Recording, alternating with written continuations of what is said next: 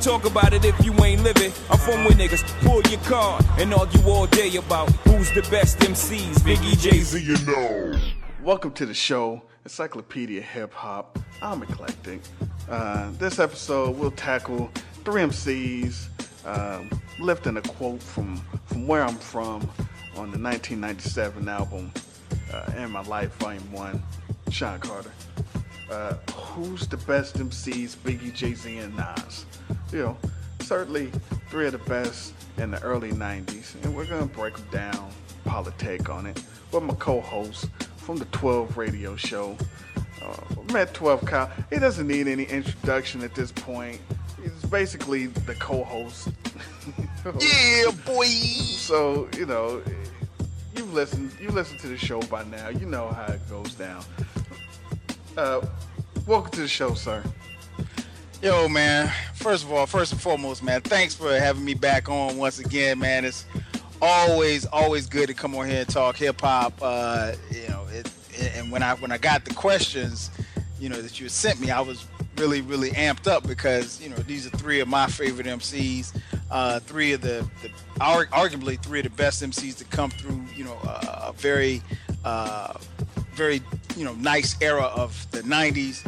So, man, I'm definitely looking forward to it, man. This is, you definitely outdid yourself with the questions, so definitely looking forward to the show, man.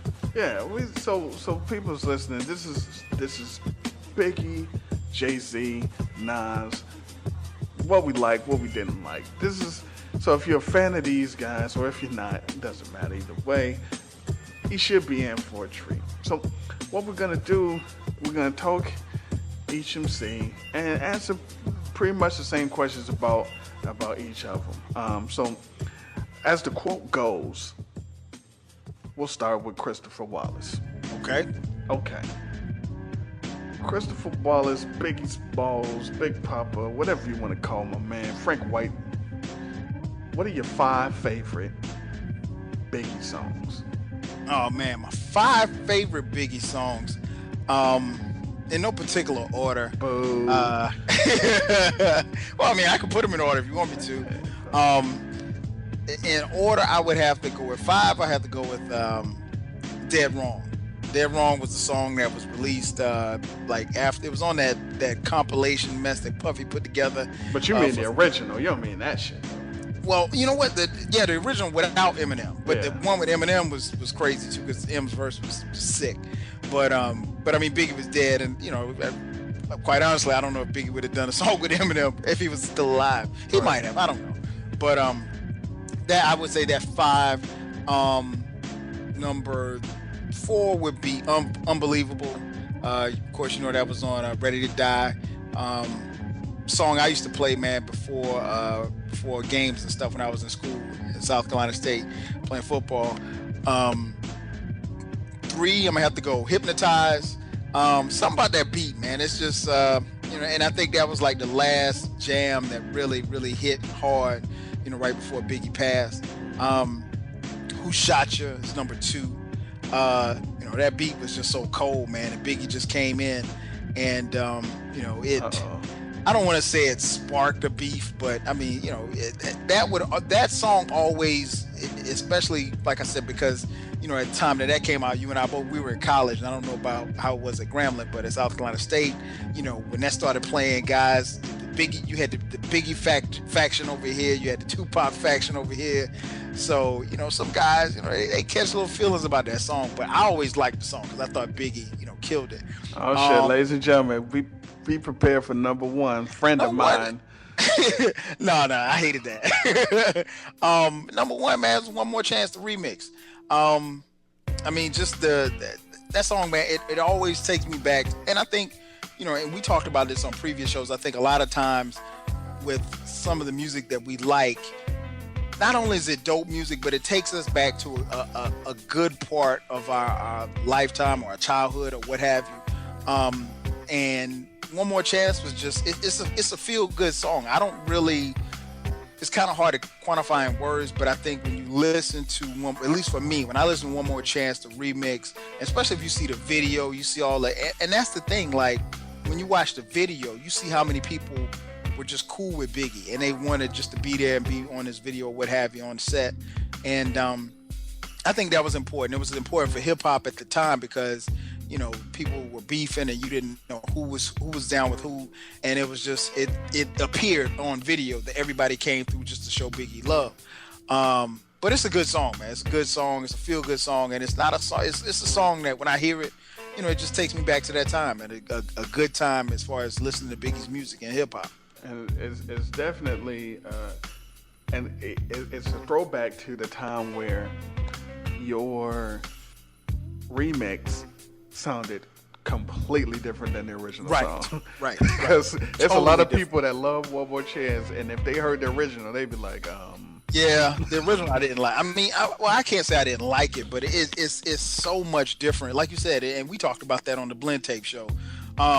You know, it's one of those songs that when you hear the original, like you really want to hear the original maybe once or twice, and then after that, you know, it's just a remix.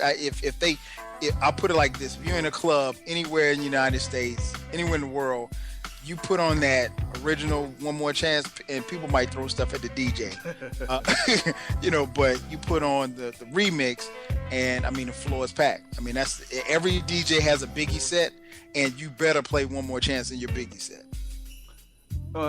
Ironically, One More Chance, original or remix, is not in my personal top 5 Biggie songs. Okay. And listen, and I got different tastes than most people. Of course. So, if you care to hear my top 5, Yeah. 5 would be Everyday Struggle. Okay.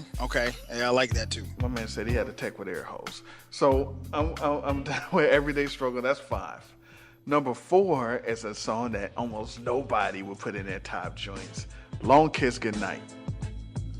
Really? Why? I love that song. The time for you I make you about piece of piece like that. Yo, listen, when Biggie actually spits, that makes me happy. Mm-hmm. And that he actually was just like, I'm gonna fucking rap. And I like when Puff wild out. When he wilds out in the background, that was that era when Puff was wild out, Biggie would just spit. As for remorseful feel, no. That was just, you know, time for. And also, I used to play that song. Like me and my man, we'd be playing Madden. And we listen. You know, you listen to music, you playing Madden. And every time I was about to win, I cue that song up. We'd be like, "Time for you to die." And that you should piss them off. So that's number 4.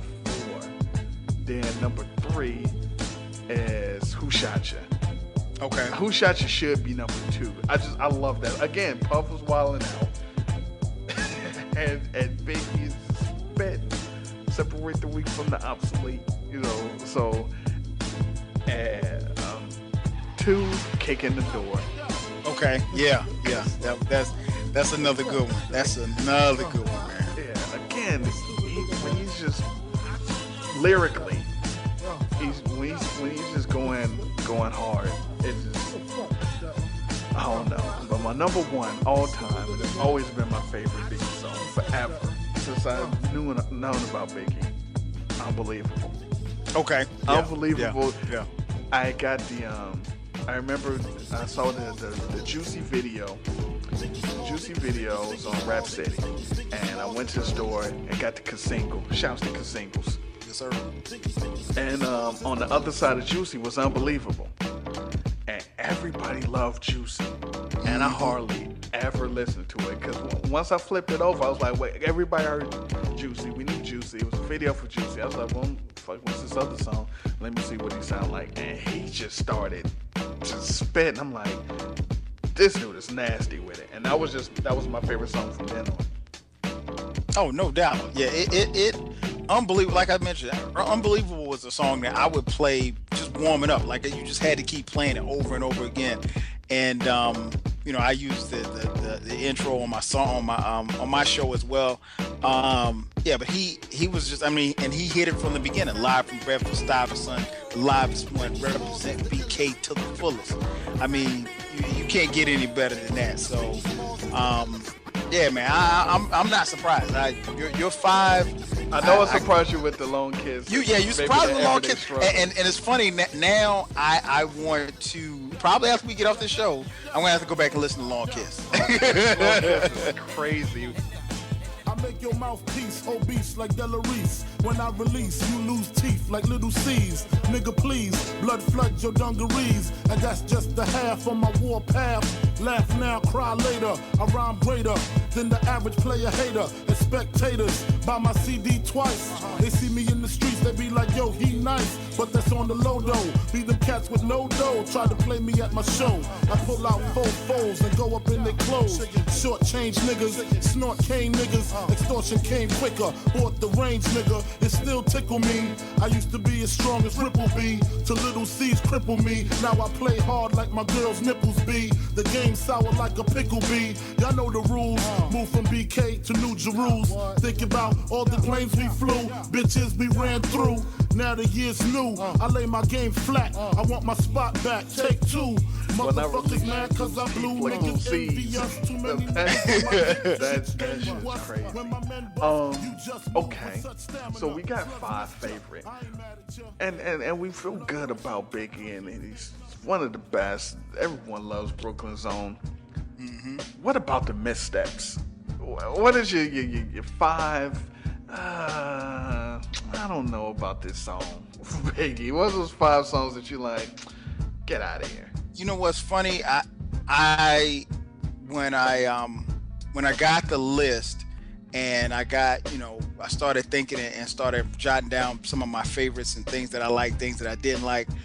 I thought that of the 3 MCs that we're going to talk about, I figured that, that Biggie probably would be the hardest one to find the least favorite song, because I like most of his stuff. And he has the least amount of material. Yeah, right. He had the least amount of material. But I was like, oh, maybe it might be kind of hard for me to find those songs I don't like. But then I went right to Life After Death. Player Hater.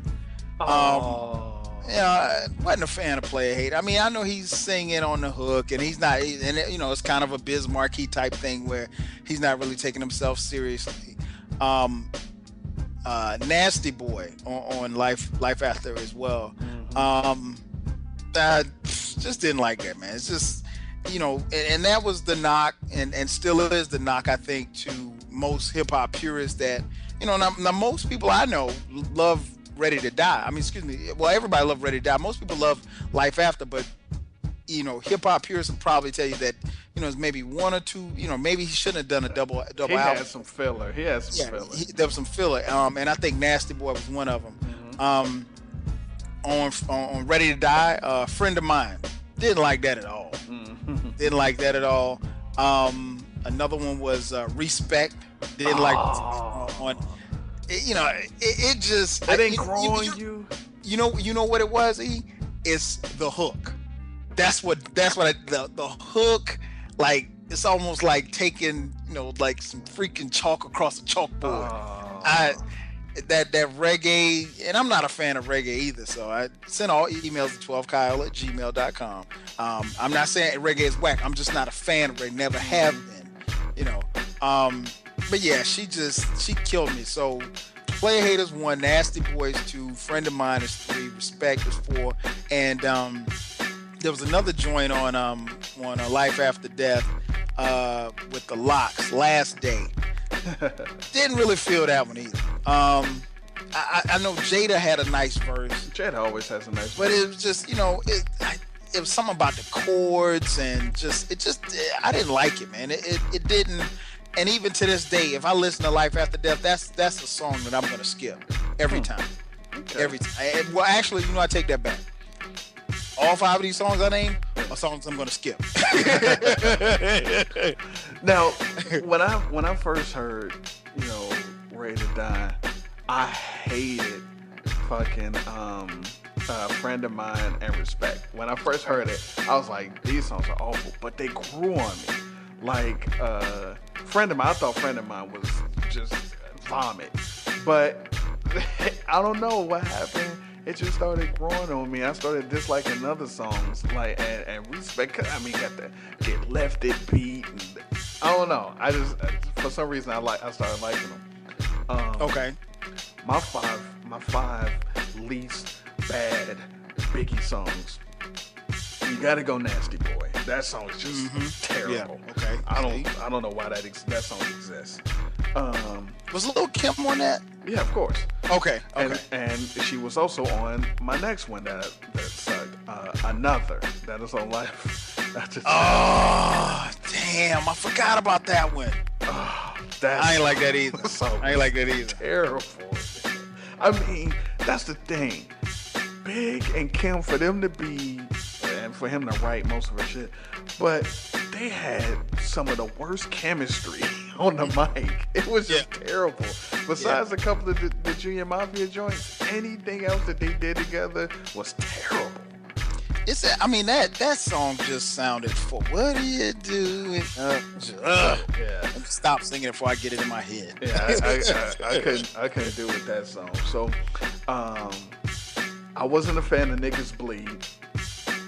Oh, really? Nah, I'm like, it seemed Niggas Bleed sounded like he was like trying to figure out how he was gonna do a song, and they just hit record, and then it was just like, all right, we're gonna make that song too. It didn't even start off like it was gonna be a song. It's just like today's like what? Telling a story. But I'll talk about that a little later. Go ahead. I got you. I feel you. I wasn't a fan of that. And on Life After Miss You. Get out with that sappy crap. Sky's the Limit was good enough. Exactly. We didn't need... You took the words right out of my mouth. Sky's the Limit was a very good song with 112 and stuff, but that was one. I mean, because you only need one. My homie's dying, type of song on the album. You don't need two or three. Yeah. And my number one, the worst, in my opinion, the worst Biggie song in the history of Biggie songs. I would rather listen to all four of the songs I just mentioned on a loop before I listen to this song once. What's that? Bust a Nut. That song is terrible. Well, I forgot about Bust a Nut with Biggie and Luke. Yeah, that's a song that you kind of figure Biggie went to Miami, him and Luke went to, Club Rolex or something like that, and I got a bitch that suck my dick till I nut. Spit it on my gut and slurp that shit back up. Ain't that a slut? Hell yeah. She even take it in the butt. Fuck for about an hour, now she wanna go and shout. You didn't know that we be pissing on hoes, bitch. Luke and Biggie straight shitting on hoes, bitch. Lick your toes, bitch. Fuck no, you must be crazy. Squirting your face and then I'm Swayze. Recognize G, straight up, I can't knock ya. After Big Papa, fuck all the Junior Mafia. The whole clique, dick suck, ass lick. Leave the number by the phone. Bring your ass on home. Roman Lexuses and Benzes, the flyway with the flyest bitch getting head on the highway. My way, deep throat on Luke's boat. When the moon rises, I'm coming in her eyes. It's just the way players play. Leave it up to me, I get fucked all day, sucked all day, smoking blunts, counting cheese, fucking bitches till their assholes bleed. What to say, baby? Sometimes Biggie smells like bustin' nuts. Sometimes Biggie smells like hitting guts. Sometimes yours truly like bustin' nuts. Sometimes yours truly like hitting guts. I got a fucker in the bucks now. Yeah, I got a fucker. them tired and they was drunk and they said, okay, well, hey, let's go to the studio. We should do a song together. That type of thing. God, I hate that song. You know what? I have not literally heard that in years, and I didn't even. I forgot all about it until you mentioned it. Yeah, when I think Biggie and Bad, that's the first thing that comes to my mind. I hated Bustin' Nut. Okay, so we got the 5 best or 5 favorite, 5 least favorite, 5 worst, whatever you want. What about a slept on song that we didn't mention that you like? People sleep on this song, but it's dope. For me, it was 2. Okay. One was the one you mentioned, Niggas Bleed, which I love because I thought he did it, but I loved the way he told the story and kind of weaved in and out of the story, and I guess for me, when I listen to Niggas Bleed, I think all I can think back is to the fact that Biggie said that he never wrote his rhymes. So that's a pretty telling story. Did you ever you bought that? I never bought that. Well, here's the thing. I never saw it. You know, and the first time I heard somebody say that was JayZ saying that about Biggie. And then all of a sudden JayZ didn't write his rhymes. Well, I'd heard that before prior to that, but I'd heard that about Biggie from JayZ. Yeah. And he said when they were in the studio, Biggie handed him a pen, and he was like, "What you handing this to me for? You need to write." He was like, "Well, I don't write either." So that was kind of like where that sounded kind of that sounded kind of sappy, but yeah, I think but Niggas Bleed and I Got a Story to Tell, which was the song right after that. Sleep on that. I thought people slept. I thought that was a fun. I mean, to this day, one of my favorite songs on that. Just the way he the story he told, man, and you know, you kind of listen to it. He was like, you know, he talking about one of them 6'5" niggas, you know, like that. Like it almost made you think, like, okay, damn, was it really real? Like, was he really messing with a chick he was messing with a Nick, you know? But yeah, those two songs for me. Slept on, I think, especially as far as that album was concerned. It's kind of hard to find slept on songs because especially with these three artists, because they're so popular. But for me, those are my slept on songs. What about you? What is the song or songs that you think people slept on as far as Biggie was concerned? Well, first, I mean, I guess the Niggas Bleed. I mean, I guess I get it, but I don't know. just. But you know, wait, man, who was it supposedly about? Wasn't it supposed to like Hubert Davis that it was really supposed to be about that story to tell? You know what? I've heard Hubert Davis. I've heard John Starks or Allen Houston. But anyway. My joint is My Downfall. I love My Downfall. You got DMC in there. Yeah. And then it's real climactic. You got the pray in the back, and I love that song. You know what? Now I'll be honest. The first time I heard it, I was a little disappointed. Me too. I thought DMC was gonna spit. I thought exactly. I was like, okay. When I saw the lineup, I'm like, okay, DMC on this one. Let me check this out. And I'm like, that's not all MCs have the gall to pray for my downfall. I was like, okay, so when you gonna rap? Yeah. You know, and then DMC don't never rap. I'm like, damn, man. You know, I mean, don't tell me just say DMC on the hook. Yeah, I agree completely. When I first heard it, I was like, fuck out of here with this shit.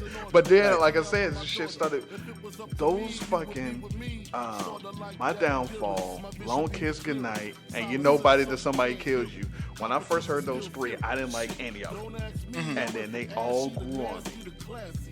And those really, if I'm not mistaken, those were all on disc 2. Yeah, they were the last songs. Yeah, they were the last songs, and they climax, they captured at the end of the album perfectly. Like you said, that album, man, was just the whole life after was. It was a very dope album, man, but it's just you know, about 3 or 4 songs too many. I mean, if you think about it, let's look at the songs that we named, and we both named at least 2 or 3 of them from that album. Yeah. So that goes to show you that, you know, that those are just, he did have, you know, and I don't know if it was his choice or what have you. It might have been, who knows, it might have been Puff. I mean, I know he died before the album was released, but I know that he probably had some creative thought process as to what was released and what wasn't. But you know, looking back on it, if he could have made it a 15-track album. It would have been a classic. And the only reason why this is quote a classic is because he died. If he didn't die, this would not be a classic. Right. And I'm gonna tell you something else. I never liked Notorious Thugs. I like that. I never liked Notorious Thugs. I mean, I understood why people liked it, and I wouldn't say that it was whack. I'm just saying, I'm listening to it like, really, you two? Like, could you fucking... Can I get more fucking kick in the door? Why are you doing this too? Can't you be the one person that's not... But he did it well. And he wrote that track unlike a lot of people, especially at that time, you know, because Bone, people remember Bone was still hot back then too. Mm-hmm. So I mean, that fast rapping and stuff. And again, not too many people could have done that and been successful. Again, Mr. Kyle, really, you just went in there with Bone and did all that. You all right? Is that really what happened, Christopher?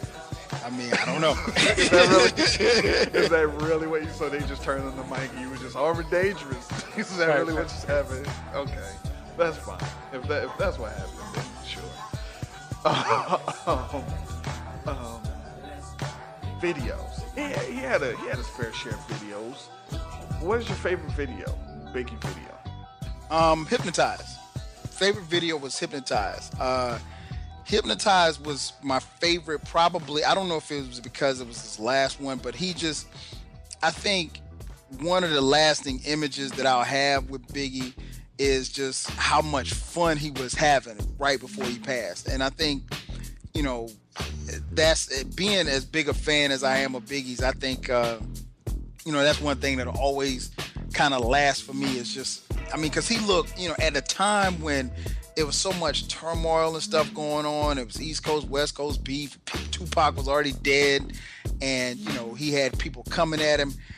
He just really looked like he was having fun. And, you know, we went through a whole era of, I mean, just remember how hip hop was when we were coming up and stuff. And, you know, it was about good times and having a party. And Biggie was about that. He wasn't, you know, he kind of, I mean, he had his little quote unquote thugged out tracks, but, you know, like he really looked in that video. If you watch that video, that he was smiling, he was having a good time.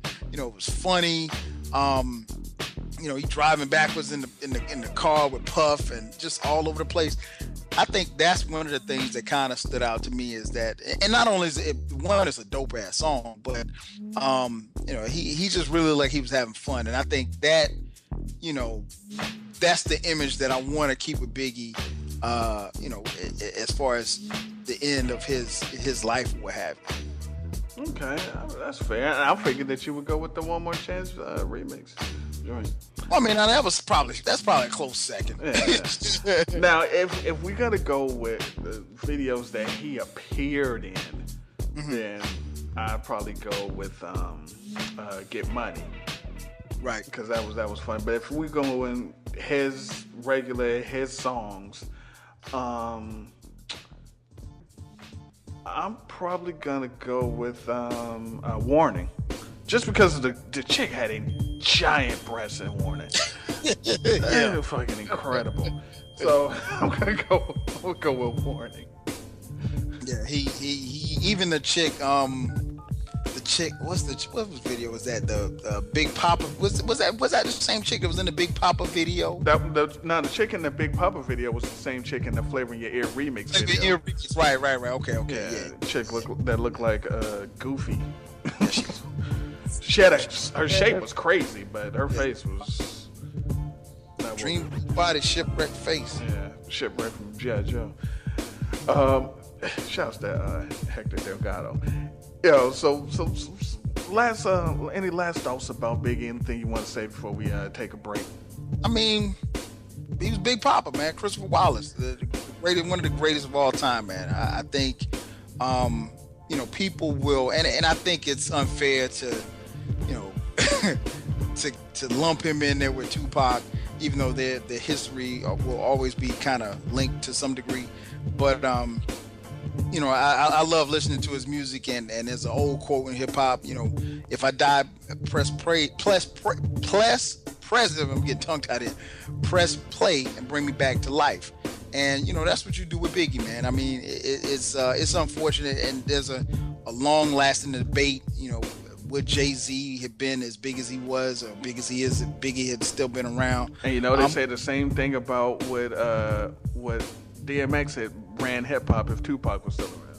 Right, exactly. So, you know, I mean, you just never know. But I think his legacy will live on, and you know, his discography isn't as long, you know, through no fault of his own. But the short period of time of music that he gave us, man, it's timeless. Now, and it still bangs to this day. Now, where do you rank Big in your personal top, you know, 15, 20, 25 MCs of all time? Where does he rank? Biggie is ranked lyrically. Biggie is ranked number 5 on my list as far as MCs. Number 5. Christopher Latour Wallace. It's interesting. I got him a little lower than that. Okay, that's fair. I got him about 17. Okay. So, but he's still top 20. I mean, Hey, there you go. those listening. I mean, listen, sample size isn't there, and I can't give it to you if you only got 2 albums, and, it's filler. You ain't even if you didn't have, and this is one of my new criterias. If your best album wasn't the best album to come out that year, I can't give it to you. If you like, this is my best work, and it came out in a year where that wasn't the best shit to come out, then hey, what can I do? It ain't my fault you came out in '94. So, which is a good segue. It's a good time to get out of this. We're gonna take a break, and then we're gonna come back with let's see how does it go? Biggie, JayZ, and Nas, Sean Corey. Problems, man. Hey, yo, man. It's this fucking bitch, man. I know I ain't supposed to have no feelings for these hoes out here, man, but this bitch is back in my mind, man. What? Yeah, man. Done wrote a rhyme about the bitch, man. Let me hear it. Want me to drop the drama, kid? Yeah. All right.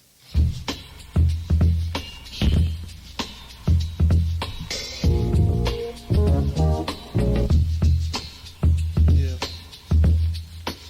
Dedicating this to you, man. My man 50 grand told me straight up and down, man. I ain't supposed to love no hoe. You know what I'm saying? I tried to tell her 50, I got 3 rules in life. I'm about to be played with, played on, or played out. I'm gonna drop it like this. Lying in my bed, I'm looking at 4 walls. Echo in my head saying I got a lot of gall. Gripping my cap, my pen in my teeth.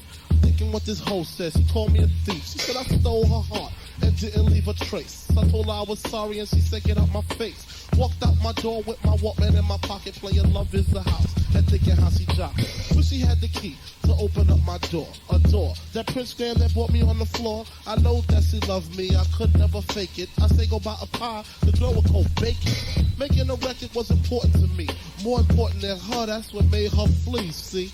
The mistake was not paying no mind. All the posse said we was 2 of a kind. I called about twice, your sister said you broke. She said when you left, your ears were full of smoke. Choking on a cigarette, you don't even smoke. Jumped in the train station, put in a token. Could have been my partner, amigo, my peer. Just waiting for them 3 words that all girls want to hear. I love you. You would start to cry if I would reply with I-L-Y. Then I tell your friend that you played me out. Said I wouldn't say I love you just to make you shout. So I call her 7 digits that would pick up your phone. Your sister picked it up and said that you wasn't home. I heard you in the back crying up a storm, screaming how you wish that I never was born. I hate him, that's what you kept saying. She'll come to her senses is what I kept praying. But now I'm gonna lay the cards on the line. Just say that you hate me or say that you're mine. I said, when I played ball, you was in the stand. When I was sick, you held my hand. It was hard to say before, but now I can. Bitch, I love no hoe. Fuck you. I don't give a fuck about you. Take a long walk up a short pier, bitch. Trying to take bank rolls. Bum bitches out here, 50, man. And check this. She come to my crib, she say, B.I.G. listen, I don't like the way you been dissing. Feel like I've been kissing other bitches cause my lips feel chapped. I tell you it's on the blunts, you ain't trying to hear that. Now I'm hennied up like a fuck, what's the riff? Who I'm sleeping with, I ain't got the time to shoot the gift to hoes. I'm trying to take bankroll. I ain't fucking nobody, case closed. You hit the lights and decide to doze off. No kiss goodnight, didn't take your clothes off. And my dick is harder than a rock. Nobody to cop block, but you's a hard rock. The fuck you think I am, gay?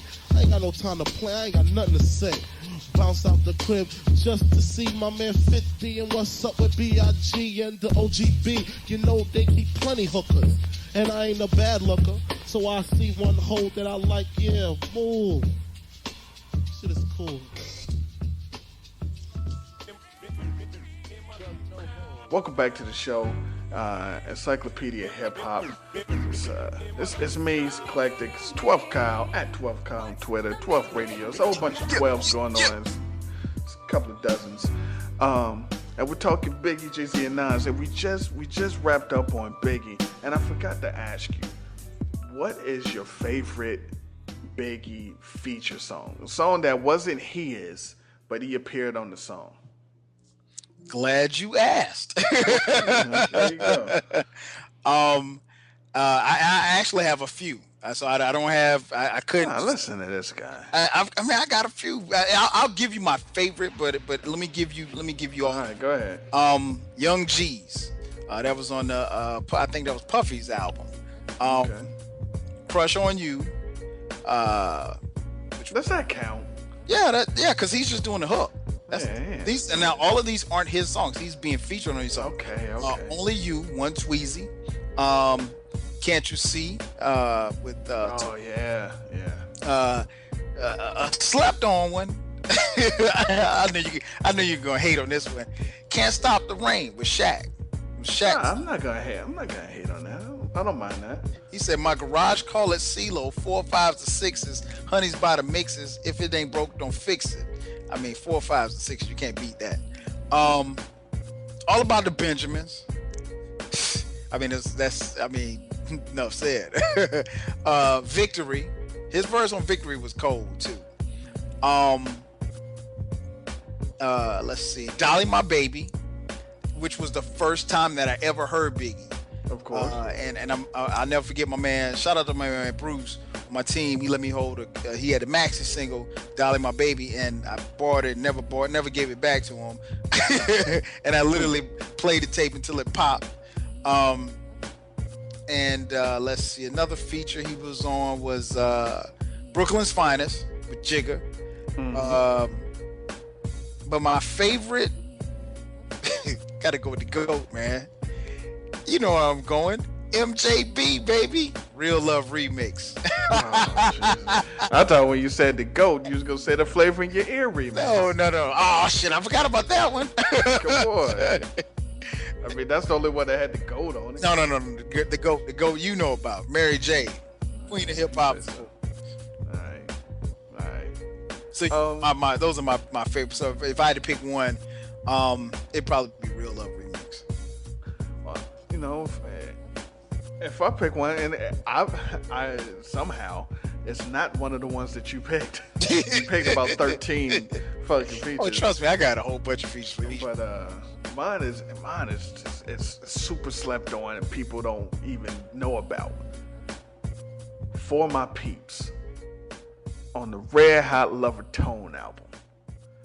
That joint, crazy with it. People don't know about the song.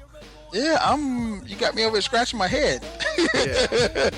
And this is the first song where he hits you with the classic Lord have mercy, Jesus Christ. He's just nice. He just sliced like Introducing the black bastard from Bedrock, guaranteed to make your head rock. Toe blocks, drop cops that mistake me for Rodney. Strictly headshots. I knock the twist out your dreadlocks. Who got the props? Biggie. Who got the Glock? Biggie. But who is he? You can't get my description. You need a prescription. 2 doses of the ferocious. Feel the weight when I'm crushing them. I'm rushing them, stuffing them. I put the pressure on them, hun. Lord of mercy, Jesus Christ. He's just nice. He just sliced like a Ginsu. Look what I've been through. The Brooklyn street, the obese thug nigga from the east. The black 9, hard to find, motherfucker. After the round, press rewind, motherfucker. Strictly for my niggas. I'm out my head, cause the flavor of it's over. Universal soldier of that's my joint. Biggie, Red Hot Lover Tone, very slept on album. Shout out to the track masters. Okay. Number 1 player. So now we're talking about JayZ, who a lot of people, say he catches rides on Biggie. he gets transportation via questionable ways via Biggie. But we're not gonna talk about that. We're talking about my man, period, MC, and his artistry. So we're gonna go through the same questions. And you're a big JayZ fan. You're a way bigger JayZ fan than I am. Like, way. Yeah. So Yeah. It's just gonna be a lot. Yeah, it's gonna be a lot easier for you than it for me. Maybe not. What are your 5 favorite JayZ songs? Your go-to songs. Don't give me 6. Don't give me 7. Oh no, I got 5. Give me 5. 5. I'm gonna go. Yeah, I'm going in order. Yeah, I'm gonna go in order. Number 5, I'm gonna say is "Success" from the American Gangster soundtrack. Love that joint. God. Yes sir. Let that bitch breathe. Number 4, "What More Can I Say" from the Black Album. Love that. Still to this day. This guy's really a fan, ladies and gentlemen. I mean, like I said, we clear. Now, you and I agreed on some of the Biggie ones. We clearly won't agree with any of the JayZ's. I'm Impossible. Sure I'm almost guaranteeing you will not have any of my favorite 5. Number 3, "Imaginary Player." That is a good song. That's a strong song. Love that joint. Number 2, "Can I Live?" Reasonable Doubt. My favorite track on Reasonable Doubt. And number 1 is from Volume 1, "Where I'm From." Love that joint. That's my joint. Favorite JayZ song. Your favorite JayZ song is Where I'm From. Okay, now look, we do share one. Damn it. We do share one. And we almost shared another. Okay. So we almost had 2 or 5, which is impressive because you picked some. Anyway, and we'll discuss this in a little bit. My 5 is Where I'm From. It's 5. Okay. See, we share that. Where I'm From is 5, and the inspiration behind this whole show. Number 4, Dead Presidents 1. The original. Yeah, Presidents. yeah. That's probably 6 for me. I couldn't. Yeah, the original. Yes. Yeah, I want Money Like Cosby. Who Who wouldn't? wouldn't? Yeah. So, then number 3, Politics as Usual. Okay. I love Politics as Usual. Hurry Up This Weekend. Listen, that song, perfect. Now, my top 2 JayZ songs are not only nobody's favorite JayZ songs. JayZ probably don't even know. Like these fucking songs. Number 2 is Lucky Me. You know what? Yeah. That was yeah. That I'll talk about that in a second. That's very Lucky Me very good is song. my shit. I love Lucky Me. Like when I first heard it, I played that song 50 times in a row. And my number one JayZ song. I'm feeling it. Feel the glass as it's out my way. Feel the legs pushing up on the stage. Feel the high that you get from the line. If you feel it, raise your hell in the sky. That's my shit. Wow. I keep it realer than most. Yeah, you're right. You know what? I don't even think Memphis Bleak would pick that as his top. That is my favorite JayZ song. That's probably the JayZ song I've listened the most to in my life. I probably haven't heard a JayZ song more on purpose than that. Yeah. Feeling It, Lucky B, are my top 2. Okay. Yeah. That's not a bad list though. That's not a bad list. You know, Not a bad list at all. That's I mean, we barely agree. I mean, that's common. well, see, the good thing about this is because this is JayZ, that's almost nothing I'm going to say that you're going to hate because you like just about everything that he does. I'm not gonna say that. I mean, anybody that's going to pick a fucking song off the American Gangster vomit that he made, Yes. it's fucking ridiculous. You have to be ashamed of yourself. Anyway, and now we go to the bad. We're going to go with a 5. least favorite, and I'm gonna piss off some JayZ fans here. But I'm gonna let my guest go first. Now these aren't in any particular order because I just don't like them. Period. Okay, go ahead. The Blueprint 2, that song, HOVA, the Blueprint 2, baby on the way. Terrible. Oh, ooh. Terrible. It was supposed to be a shot at Nas. You ever seen a guy? You watched baseball before. You ever seen a guy in the batter's box swing and he's like swing so hard to the point where he falls all over himself? That's what that song was. Literally. Another one. And I hate it because he took a sample of a song that is near and dear to my heart and just really just messed it up, man. Coming straight off the Kingdom Come album, Show Me What You Got. Ooh. Terrible. I mean, to Show Me What You Got from PE. Yeah. Took that sample, man, and just and think about it. I don't know if you remember the first time you heard the song, but the first time I heard the song, all you heard was da da da da, and so I'm thinking like, okay, this is about to be some shit, and show me what you got, shawty. Oh, serious? I mean, you from the deep part of Brooklyn, and you talking about shawty? I mean, come on, man, you ain't from Atlanta. Yeah. So I wasn't feeling that at all. God dang, that whole album was trash. But we'll get into that later. Off the Blueprint album, Jigga That Nigga. Jigga That Nigga Jigga. This shit was terrible. I mean, like, and that's the one blemish I think is on the Blueprint album. I love. Oh no, Hova, Lito.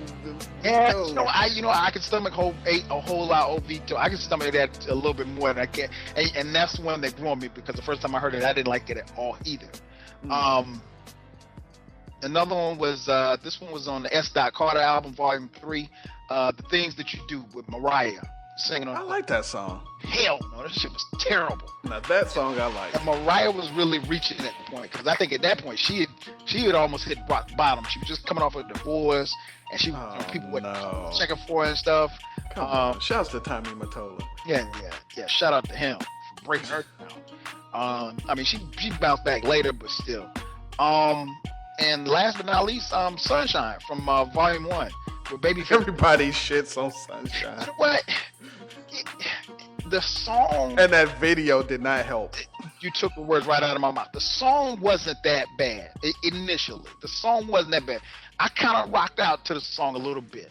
But once I saw the video, I was like, and if I'm not mistaken, Hype Williams directed the video. But it was terrible, man. Like watching the video, and we're both hip hop fans, so we know a lot of times the video. We're from the era. We're from the era of real videos where your videos actually made sense and went along with the song. But once you saw the video, a lot of times it might make you like the song a little bit more. Well, it was reversed for me in this case. Once I saw the video, I hated the song even more. I was like, this is terrible. My top 5. I mean, yeah, those are my least 5 favorite. Blueprint 2, Show Me What You Got, Jigga That Nigga, The Things That You Do in Sunshine. Okay, now, see, for me, and the least favorite is, and I gotta put some caveats in here. Okay. Because you got the Magna Carta Holy Grail, you got Blueprint 3, you got American Gangster, you got Kingdom Come. Okay? I ain't like anything on any of those albums. So you can just grab 5 off of those. Right. And so that's a cop out. That's cheating. So I'm not gonna use that. So instead of that, I'm gonna look at some songs and I know people like, and they never did it for me. Almost like that Niggas Bleed for You. Now, I never liked the Evils. Really? Oh, I was listening to that shit like, get out of here with the Evils.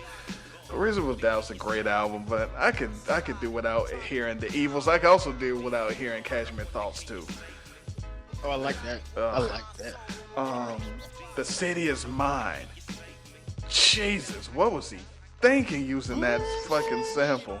The singing, I'm like, you can't bump that. You can't ride around with that fucking "You Belong to the City" shit. But you know why I probably didn't, why that didn't bother me, because I like the song. Yeah, me the too. original. The original, but you can't. Nah, get out of here. It's Glenn Fry, I think. I'm not sure, but yeah. You Must Love Me. Get out of here with You Must Love Me. It was Must Love Me. Which album was that? the on? joint from his movie. You remember You Must Love Me on that joint? Come on. Yeah. It was on Volume 1. It was the Okay, last. It was yeah. the last song with Kelly Price singing. Yeah. Well, no, I was okay with that. I was okay with that. That shit was terrible. Oh. And Coming of Age 2. Jeez, why did you try to listen? Come on. You dodged the bullet the first time with Bleak. Right. And so I couldn't do that with my man. So those joints, nah. But like I said, it could have just been easy. You could just take his last 4 or 5 albums and picked anything, and that would have fucking worked. All right, back to the happy stuff. What's a slept on track that people wouldn't bring up, and they would say, hey, name your top 25 JayZ songs. They wouldn't even bring this up, but they sleeping on it because it was dope to you. What would you come up with? I got 3. Oh, Jesus. One you mentioned, earlier. Lucky Me. That very slept on. Another one was my next slept on was Do It Again.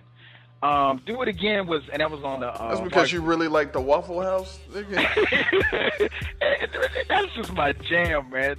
People don't really understand how hard that song was, but. And shout outs to what was it, Overnight Scenario, where he stole it from. Oh yeah, Overnight Scenario was up in there too. But if I had to pick one, and I said 3, but probably the most slept on was Meet the Parents. Hell. Storytelling at its finest. I thought he broke it down, and look at you, man. I thought he broke it down, man, perfectly, man. Just the story of the father and the son, man. I thought it was great. A very slept on song. As far as his, because he's not like, people don't necessarily associate Jay with storytelling because he's not good at it. The way they do Slick Rick or Biggie. But, that was one of his good, if you had to line up one of his storytelling songs, that was a good story. What's the Move was a better storytelling song than what this dude fucking makes. Oh, my God. What you got? Now, see, okay. Regrets is a dope song. Yes. Regrets is a dope song. Very good ending to Reasonable Doubt. But my shit, because somebody might mention that if you say your top 25. Somebody might mention that. But one they're not going to mention that I love is There's Been a Murder. That shit was terrible. I love that song. Oh my God, that hook was horrible. That song was the shit. Man. There's Been a Murder is my jam. That and Snoopy track. The back half of the album was terrible. That joint and Snoopy track. Those joints was crushing it. I mean, the Snoopy track, the beat was crazy with Juvenile on the hook. I give him that. Yeah. Come on, how can you not like There's Been a Murder? Man. You know what? You would like that. Yeah, I mean, like, you said it best earlier. You like stuff that most people don't like. Oh. I don't know anybody that like. Well, you know what? I take that back. I'm not gonna say I don't know anybody that likes this. I just don't like it. But I don't know anybody would say that's slept on. I feel you on that. I sleep on that joint. Anyway. Me. Yeah. Hey, well, I feel the same way about this fucking Meet the Parents. I'd rather watch the movie in fucking Hebrew than listen to that fucking song. Okay. Video. Favorite video? In my lifetime? No. That was a good one. Favorite video, man, I'm gonna go with "Excuse Me, Miss." Because he's the storyline and how he's talking to the chick, and he really didn't know her. She gets off the elevator. But I'm gonna go with "Excuse Me, Miss." Honorable mention, Big Pimp. Oh. Yeah. I mean, they were having fun. And shit. You're a big fun lover, I see. I'm all about fun. Oh. But, yeah, "Excuse Me, Miss" is probably my favorite. Huh. That's an interesting pick there. So I will go with my favorite is "Feeling It." Okay, I remember that video. That's what it's my favorite. One of my favorite songs. I go with the video. Okay, I got you. No argument there. I'm not opposed to the "I Just Want to Love You, Give It to Me" video either, though, because Jesus. Yeah, stunning. Yeah. I'll tell you. Is there a song that was disappointing to you, but it was still dope? Because that's a weird category, but I got one. It was just. Yeah, and I'll explain it why. It's on the same lines of the Downfall with Biggie.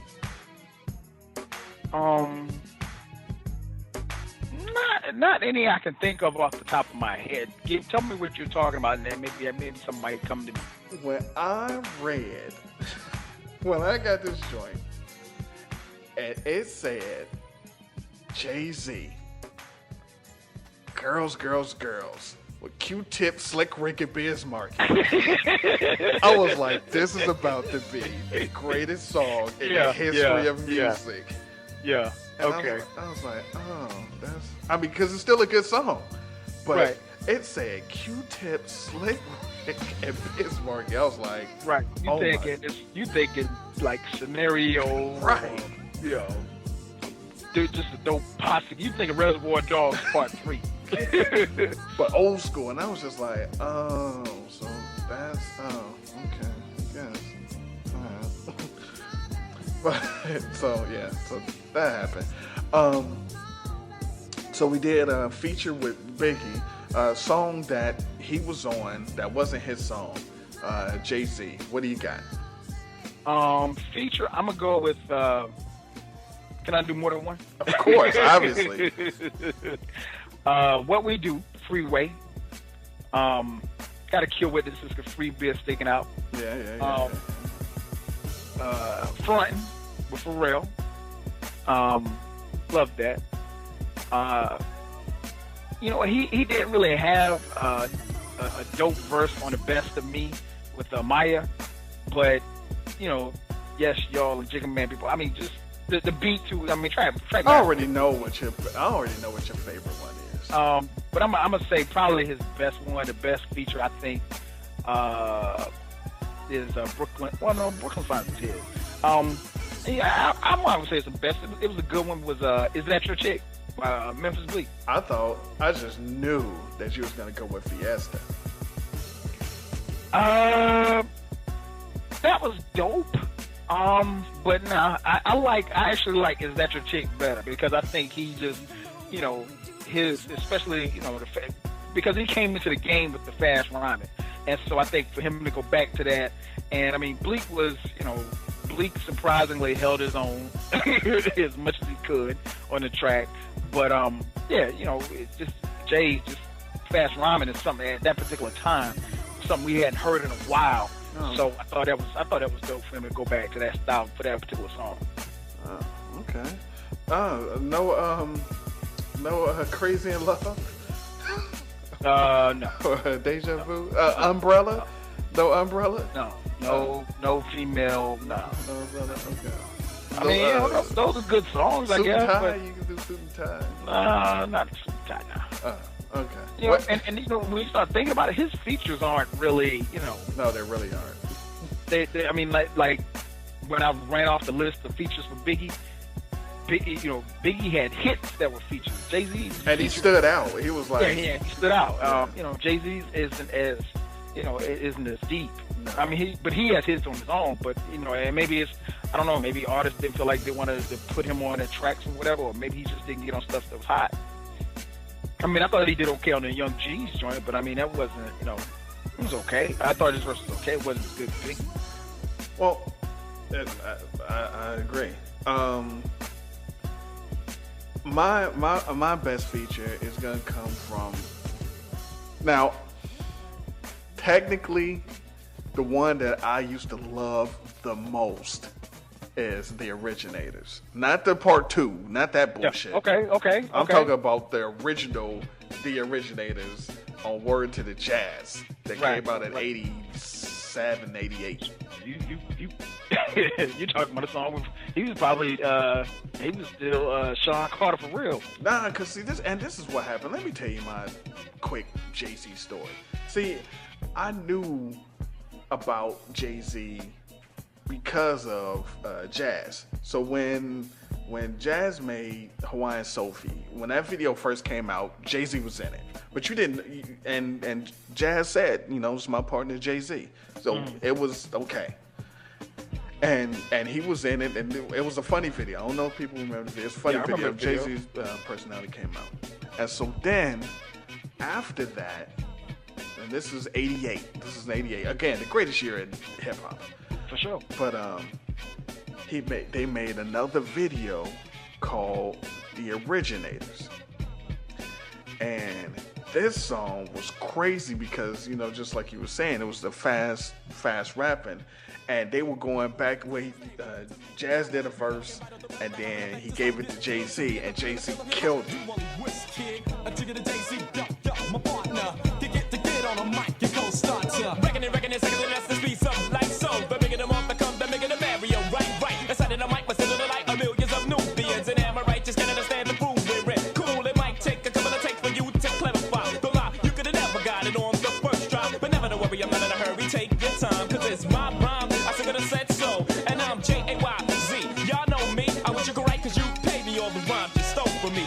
In a minute, you gotta get in it, breathing only when it lets no sweat. I settle the step with these sin. Stop thinking you're making it, son. I'm breaking your tongue. Don't get caught perpetrating the cool ones. Bigger and better, baby. Let's face it, we be having flowing faster than rabbits. Try to race it. The lyrical riot, fiving until it drops you. Crazy seek spiritual help from Jazz and JayZ. Standing in all your soul, the best and more. The rest will fall because if I'm on, just like on the 40, that was I pour. We saw because we're greater, and we are the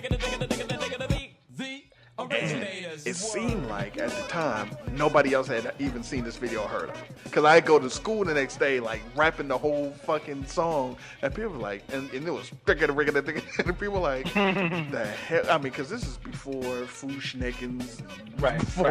This is before DOS Effects came. This is like 2 years before internet, and people are like, what the hell? I'm like, the Originators. And I'm like, my friends used to tease me about this, like, do you dig? I was like, I'm telling you. So anyway, you fast forward to like 8 years later.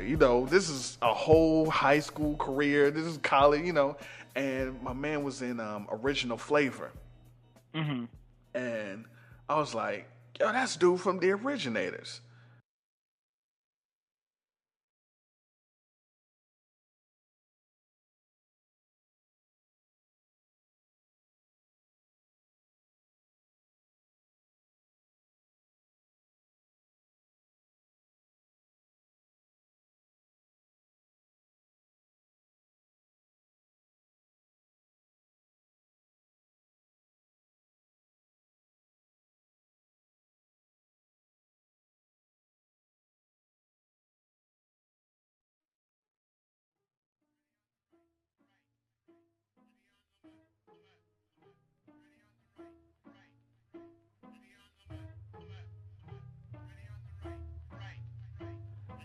And people's like, I don't know who the fuck Originators are. I don't know who Jazz are. I don't know who Original Flavors are.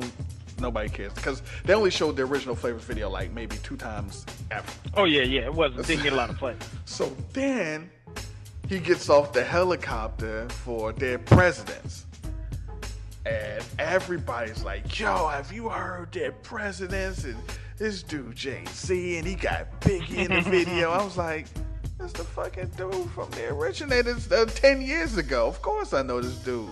And but now everybody discovered dude. I'm like, but the Originators. Anyway, I say all that to say, the Originators, but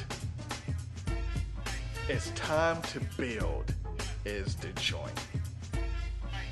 Oh shit! You got me on something I don't even know about. It's time to build. It's time to build. And this is what people didn't know, JayZ. This was 1995, right? Because Reasonable Doubt came out 95, 96, right? That's about right? But yeah, 96.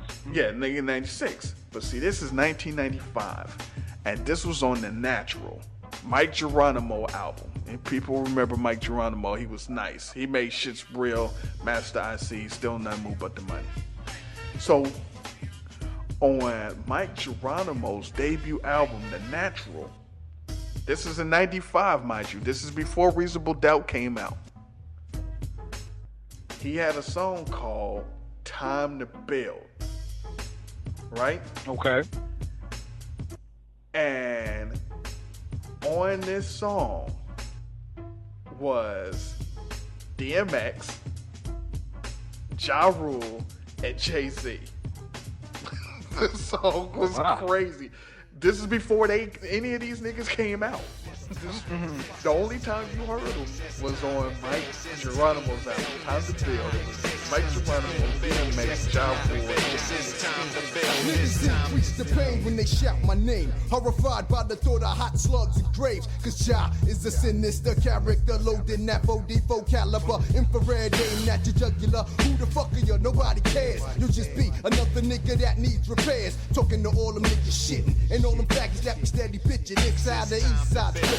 Side silk delivered. DOA pushing on to your mind and commence to spray. No bullshit. Macros then came and left. Scared of life, but wanna play the game of death. What's next? Niggas wearing padded Kotex. Pussy gas and C's get treated like rough sex. I'm possessed. You can't feel what I feel. Learn, be easy on the cut. It's time to build. It's time to build. It's time to build. It's time to build. It's time to build. It's time to build. It's time to build. It's time to build.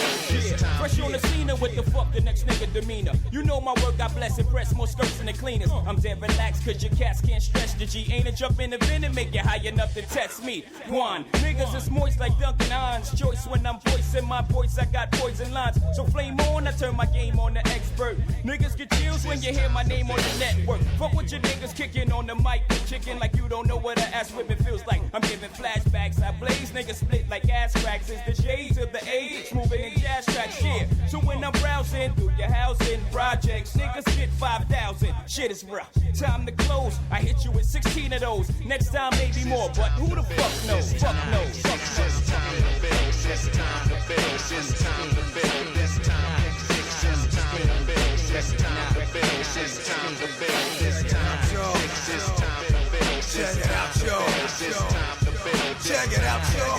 Check it out, y'all. It's time to build. It's time to build. I'm killing niggas taps like 4 inches. Hit them in the head with 2 by 4 inches.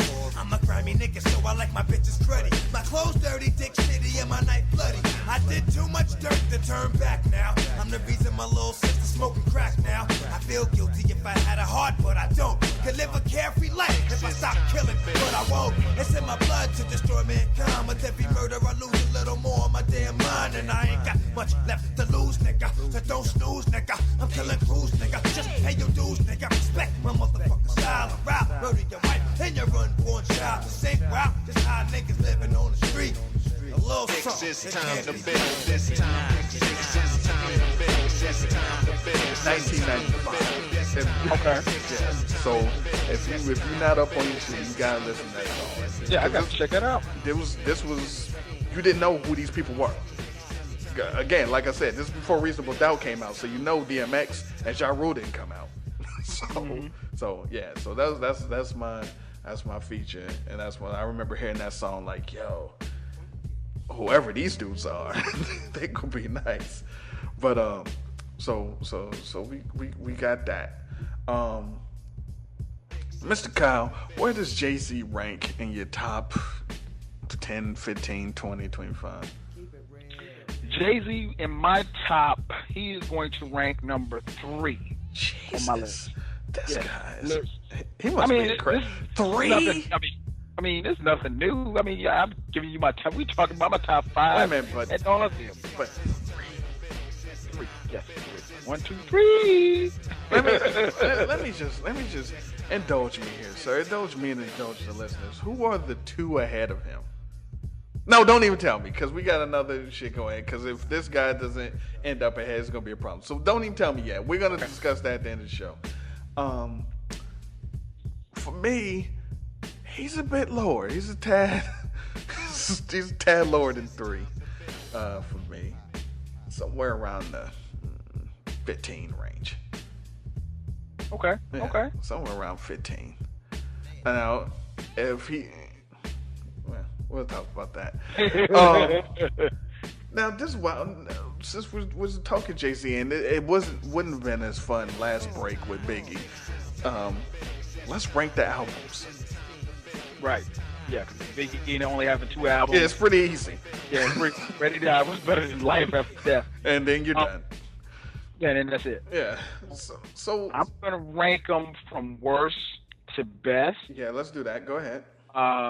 You know what? I got them written down here. Let me take out. You want me to include the Don't include Unplugged. Don't include Best of Both Worlds. We don't need Linkin Park. Oh yeah, I forgot all about Linkin Park. You don't have to. Don't include the Throne. Yeah, Throne, because that's the compilation. Yeah, we don't need that shit. Dual album. Even though that would also probably be down at the bottom. Oh yeah, that's at my bottom too. So coming in last, Kingdom Come. You know, it was the Rebound album, and it just wasn't that good. It wasn't. You know, I mean, it's trash. I mean, it had a red album cover. That was about it. Oh, there you go. Yeah, that. You know, like the purple tape. All right, maybe that's what he was going after. I don't know. But it wasn't that good. Not at all. Next was Magna Carta, Holy Grail. This album is god awful. The marketing of it was dope as hell. I mean, just to take you back for a second, JayZ dropped a commercial during the middle of the finals about an album that nobody knew was coming out. Everybody's watching the finals. All you hear is this piano and this riff and this thing going, and next thing you know, you see JayZ and he's talking about this album coming. And Twitter exploded. Like the everybody was so hyped up about it. You know, they were blown. Everybody for days was talking about a commercial because nobody knew that this album was being produced. Come to find out that it only took JayZ like 2 or 3 weeks to make this album. And if you listen to it, it sounds like it. Man. I was going to say 2 or 3 hours. Oh, man. I mean, shit. It probably did, you know. He has like 1 or 2 good songs on here, but there's a song on here with, I can't remember the name of the song. Never mind. Just fuck it. The whole album is trash. Next up, I got, skip the Watch It Throne. Blueprint 2. Blueprint 2 probably could have been better. Would have been high on my list, but again, much like Biggie's album, Biggie had a few filler albums. Blueprint 2, like that whole second CD was damn near just filler music. It really wasn't necessary. But JayZ could have had a very solid album if he made Blueprint 2 better. My next one was Life and Times of S. Carter Volume 3. Save for the front part of the album, as I mentioned earlier, the back part of the album wasn't that good. It wasn't as strong. Songs like There's Been a Murder, I mean, just terrible. I got, okay, I'll skip that one because that's the compilation Streets is Watching. I'm not going to include Streets is Watching. Next, Blueprint 3. I like Blueprint 3. That's a very unpopular opinion. A lot of people didn't like it, but I like it. I thought you put Blueprint 3 right with Magna Carta. You said that was at the end. No. I said that was that Watch the Throne shit. That was terrible. Oh, I thought you said Blueprint 3 was the worst, and you said it just had a good album cover. No, that was Kingdom Come. Oh, my bad. Go ahead. Next was American Gangster. I thought American Gangster was good. It was a concept album. from what I could see as far as hip hop cats, a lot of people rank this a lot higher than I did. I thought it was a solid album, but I mean, it's a concept album, so I don't know why. But I've seen people that even some of my friends have ranked it as high as like it's in its top 3. I mean, it's not getting top 3 status. My next one was Volume 1. Volume 1 I thought was a damn good album. A lot of people didn't rank it as high on theirs.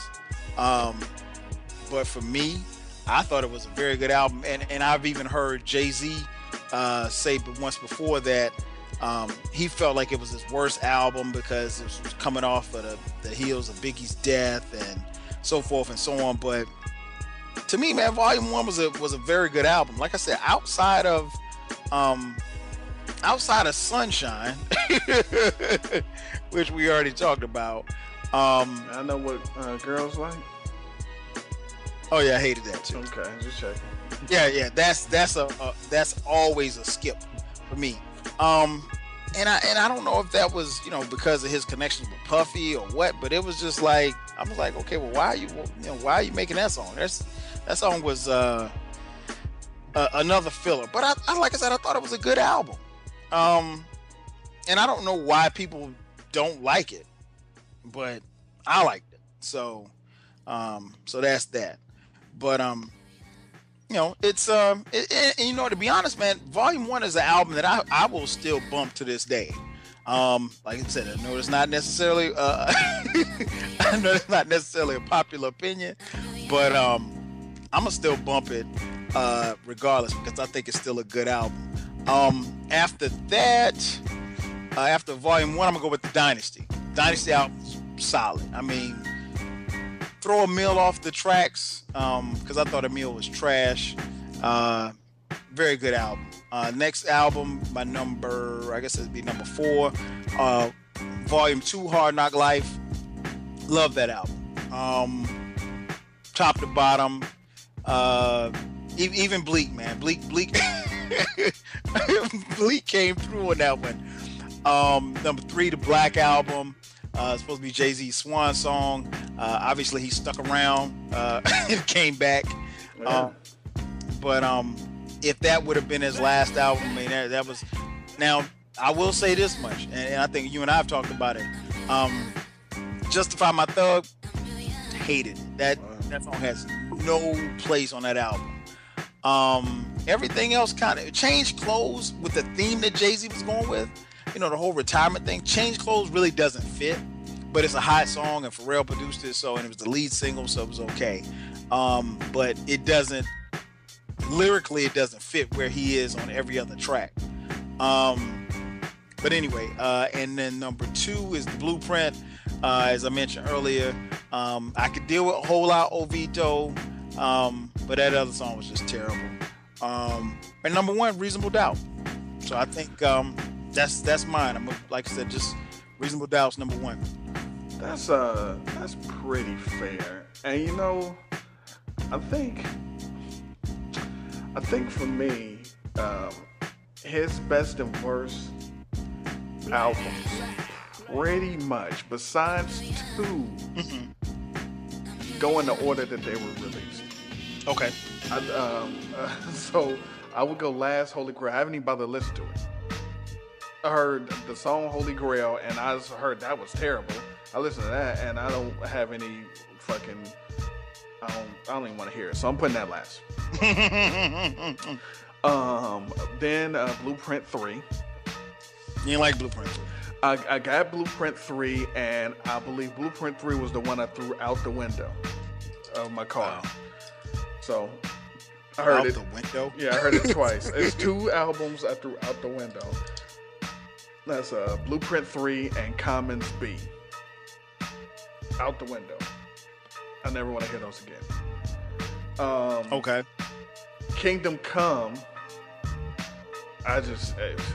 Jesus. I can't. It's fucking no reason to even discuss that album. Then American Gangster. I hated American Gangster.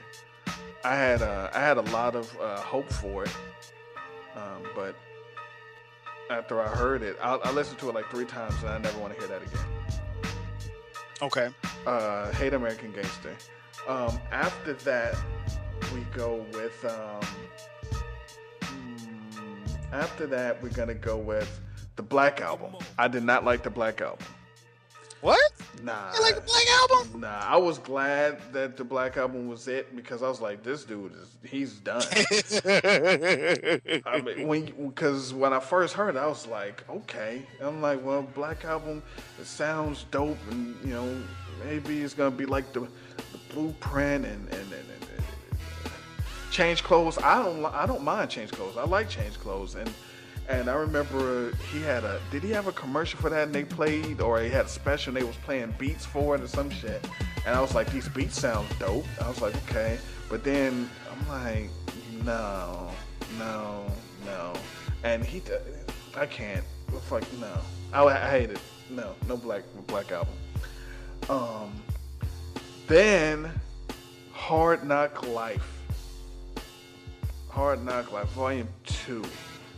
Hard Knock Life, I remember he debuted the song Hard Knock Life on like a BET Awards.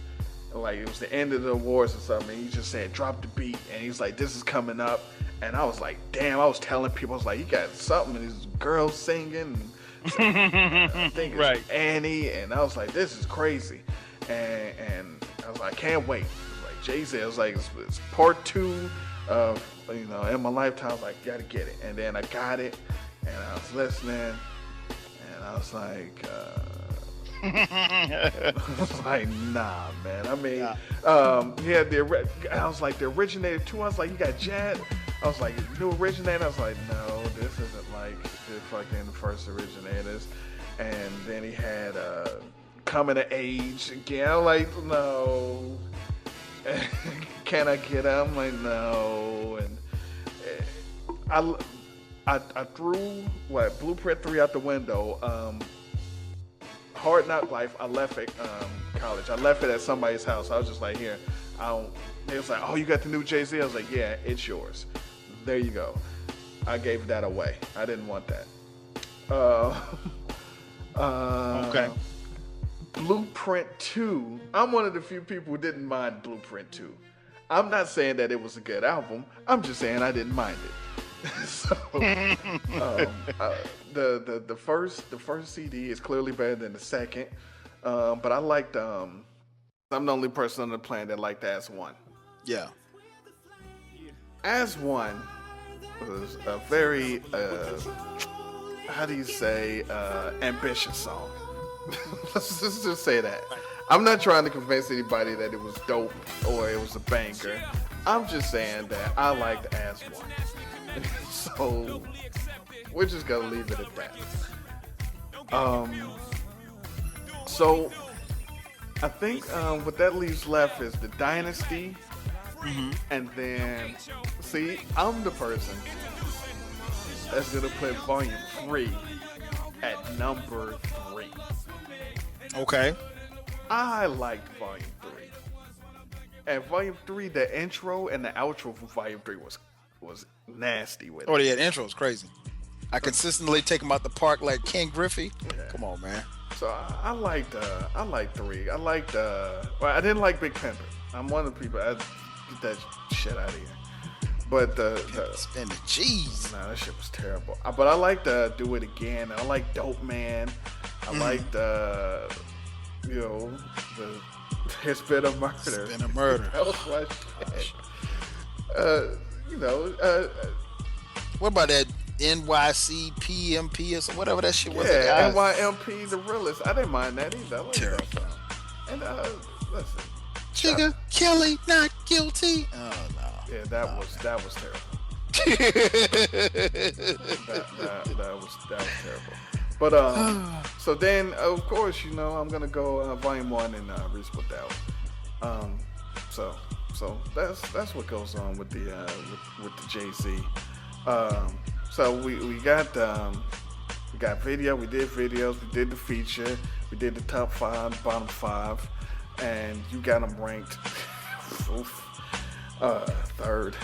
Yeah. You said you got ranked 15. Yeah, something like that. I mean, all time and everybody that ever picked up the mic. Yeah. Jigga Man. On that note, we're gonna take a break, and then we're gonna hit the third and final MC in this triangle offense, Nasir Jones, Mr. Illmatic himself. Yes, sir. After this. Yeah. Young.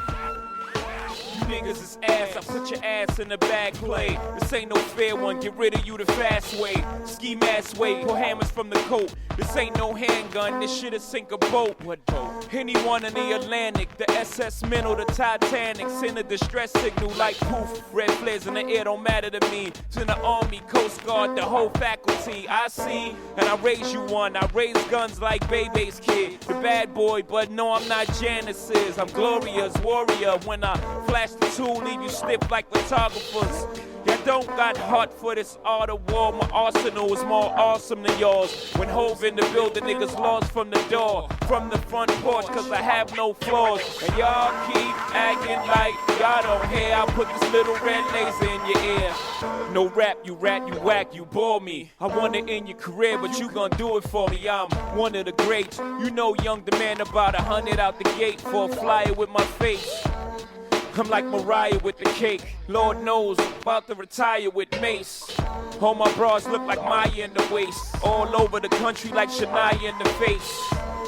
I brought the pliers to the place to apply pressure. I don't know how you gon' take. Niggas acting like they flying with a cape. So I bring them to earth, then they hiring the Jake. Monkeys can't look the lion in the face. The king of the jungle, nigga. Did I mumble? Y'all keep acting like y'all don't hear. I put this little red laser in your ear. I'm saying this slow so you clear. I put this little red laser in your ear. Is he? I'm dead serious. Say them games you play for Lil Vicious. I bust the deuce in your bubble goose. Goddamn, Brooklyn to Hollywood, I'm so good. The rock denim jeans, S dots in green, the red rock chain. You gotta love it, how he does it. How you do it? How I hustle $1 and then I double it. Y'all ain't fucking with my deja vu. Y'all can't double down the way I do. Nigga, the blueprint 2, I move 3. Y'all can't move me from the #1 spot. Run the numbers on that dot. Y'all keep acting like y'all don't hear. I put this little red laser in your ear.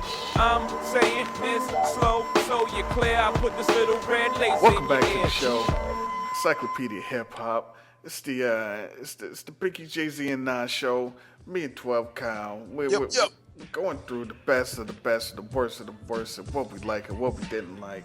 Some underrated, overrated stuff, and that whole show's coming up soon. But now, we talked about Biggie, we talked about JayZ, and now we're gonna talk about Mr. 1994 himself, Nas.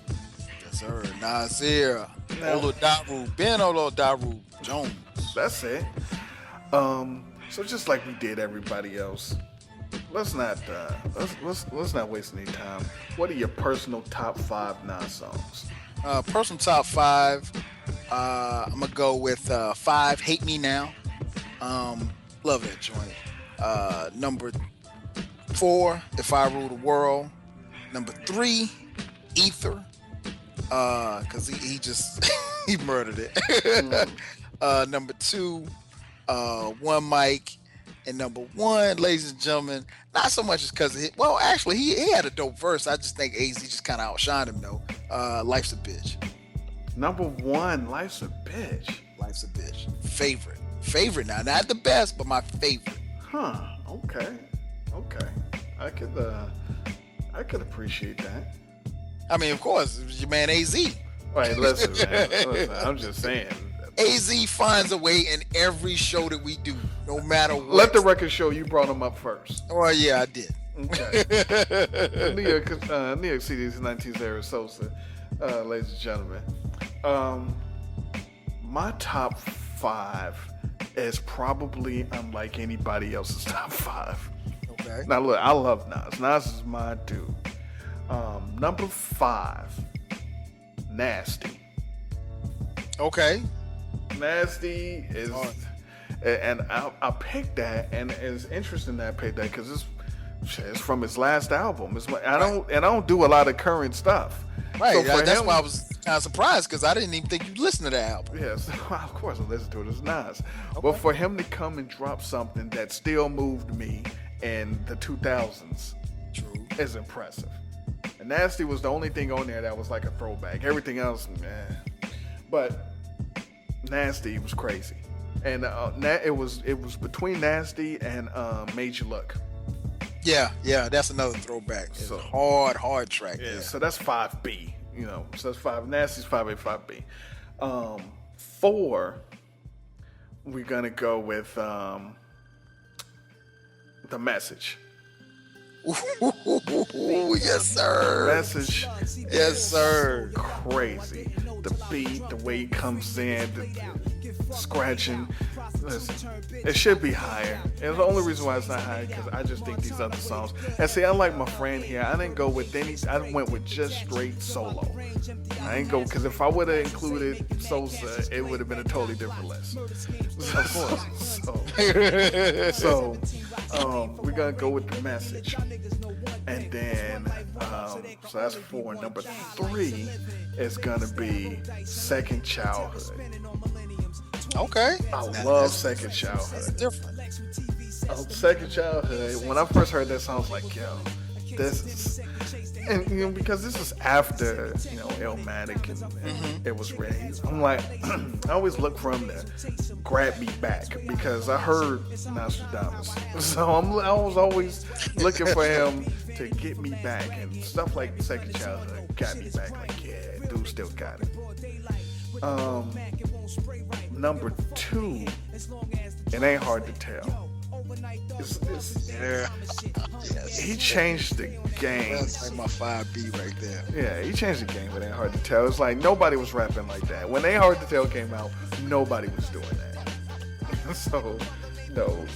Uzi on the island of my armor jacket lining. I mean, seriously, come on. Can't beat that. And my number 1, which is nobody's number 1, because most people haven't even heard it, is Understanding. Damn. I've heard it, but damn, you gotta refresh me. What album was that on? It wasn't. That's the thing. It wasn't on the album. Okay. It's just it floated around on mixtapes. He might have eventually been on Lost Tapes or something, but Understanding. And of course, gotta play it. Of course. Now I'm the average nigga in the street like God. I try to beat tripe odds, ride my elite through the night fog and park. It's Buddha till we spark is consistent. The beat smells the L because it travels long distance. Cruising in this Chrysler, pursuing niggas in my cipher. Start wildin' like insane and salad on Rikers Island. Verbal assassin, I murder freestyling. 1, 2 for the gun crew, 3 drinking crystallin'. I play the side cause the words of man kill. Proverbs buck out my grill, real as ill, will keep still. Nobody move, nobody die. Why must I be high? Bustin' the tripe bitches, touching mic switches. It's like a hot spoon of heroin, a dawn like Baron. Females love the guns I be wearing. Plant my seed to live infinite. Indeed, in my sentences I flow demanding. That's understanding.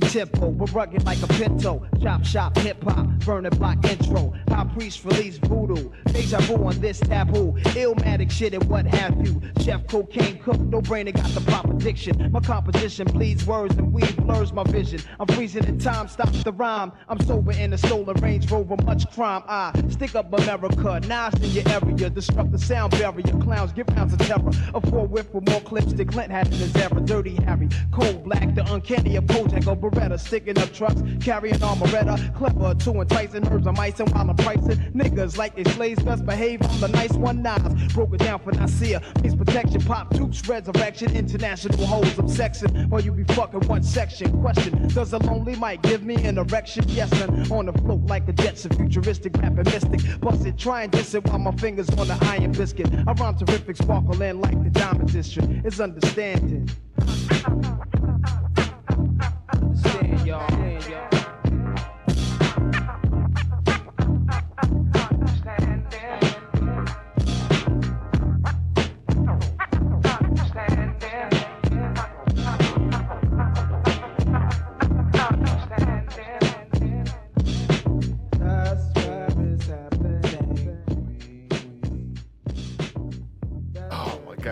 understand it. That joint. Around Terrific Spark and Lynn, like the Diamond District. It's Understand It.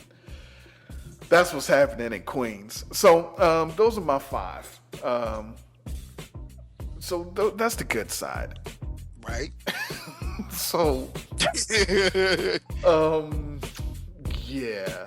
So we got the second part of this, which is the the least favorite 5, and it's a lot to pick from. Right. So what do you got there, buddy? Much like with JayZ, like you said, and Biggie didn't have as much material. You know, it was a little bit more struggle for me to find 5 Biggie songs that I didn't like. Not a struggle at all to find the 5 that I did like for JayZ. Not a struggle at all to find the 5 that I didn't like from Nas. In no particular order, Uchi Wally. Oh, not Uchi Bang Bang. The best thing about Uchi Wally was the beat. That's it. I thought you was gonna save that for his favorite feature. No, not at all. You know what? The favorite feature, you and I both will definitely agree on this. Oh, okay. I know we'll agree on this. All right.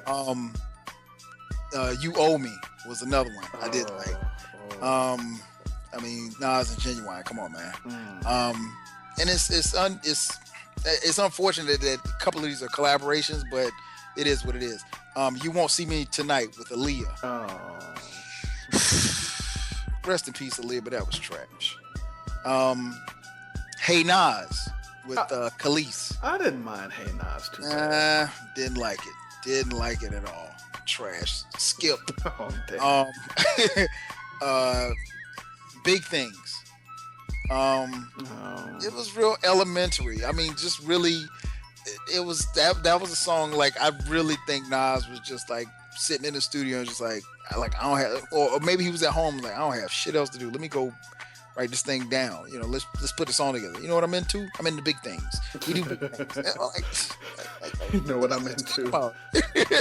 You know, so and that's my 5, man. Uchi Wally, You Owe Me, You Won't See Me Tonight, Hey Nas, and Big Things. Well, listen, I'm gonna try to keep it. Since you went with the collaboration route, I'm gonna try to keep it from being collaborations. Then, so it's gonna. Let me see here. I think Big Girl. I'm gonna go Big Girl with the awfulness. My Country. Jesus. Well, that was kind of a collaboration. You had Millennium Thug on there, but I really hated that. Rule, but that had A. Marie on it, but Rule was terrible. I didn't mind that. Because A. Marie was okay on the hook. I guess it was okay. What was the other one? He made something that was just Dr. Knockboot. I like Dr. Knockboot. I think that's a slept on joint. Really? Knockboot was dope. That beat, it was okay for me. I know a lot of people that didn't like it. That beat it was okay crazy. for me. Shouts to LL Cool J because it was the same shit from GOAT, Jealous. Another person who always finds his way into our conversation. He's the greatest fucking rapper of all time. What do you want me to do? What else did he have that was just... he had a lot of... Dance. Jesus. Dance. No, absolutely not. No dance. Okay. No for dance. I think that's... That's fine. That's 5, yeah. Because we couldn't do that. We couldn't do dance. So,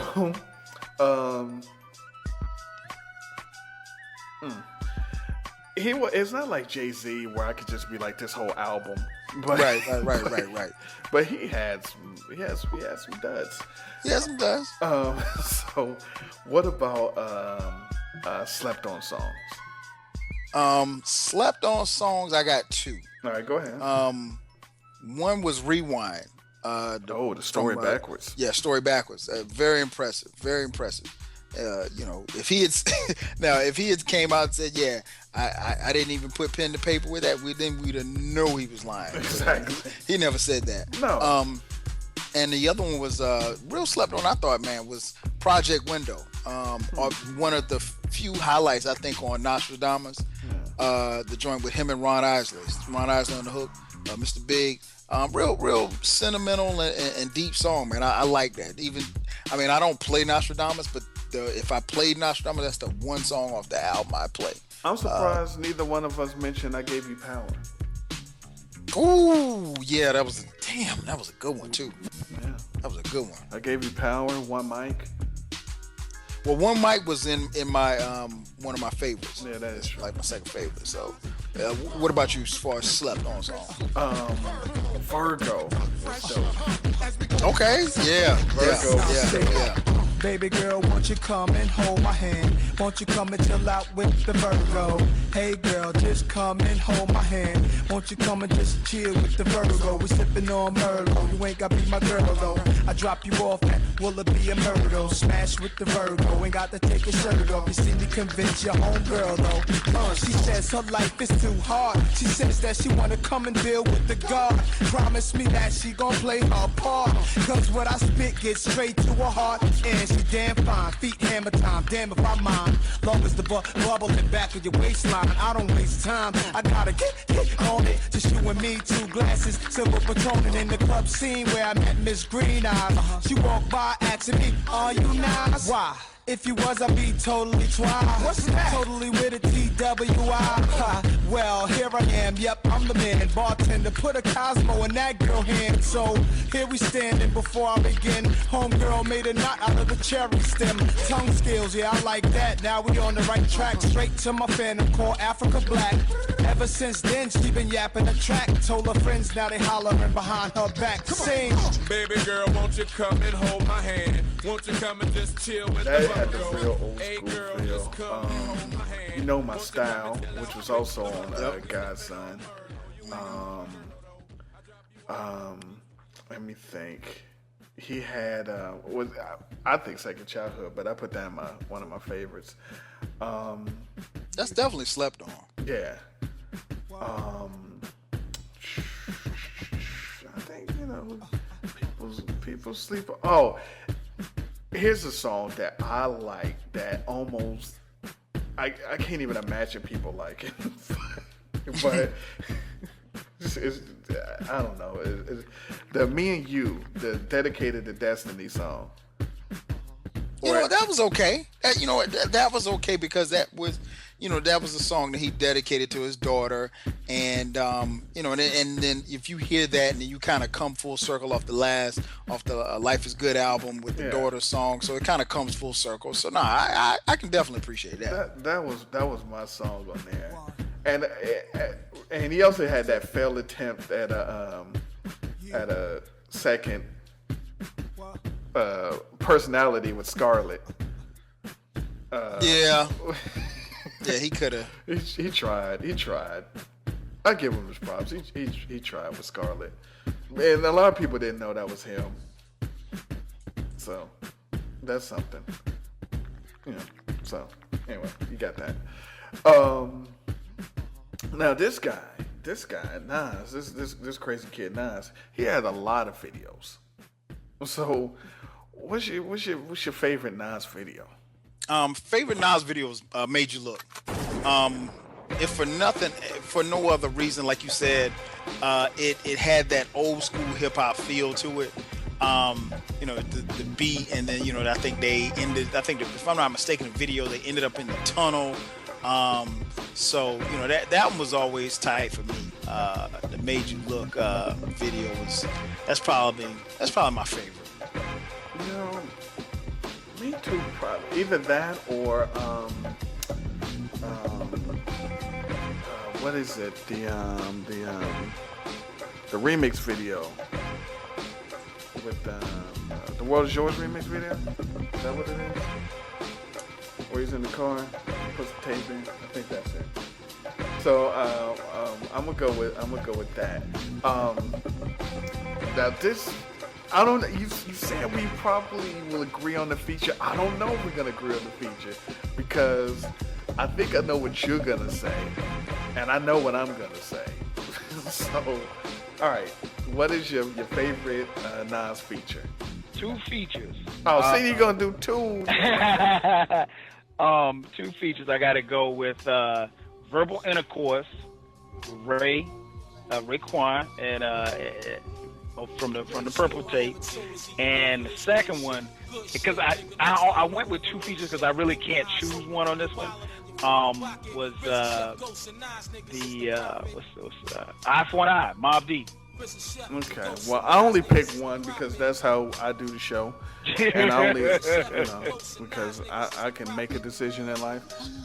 So without picking a Sosa track, because if I pick a Sosa track, it's too easy. Mm-hmm.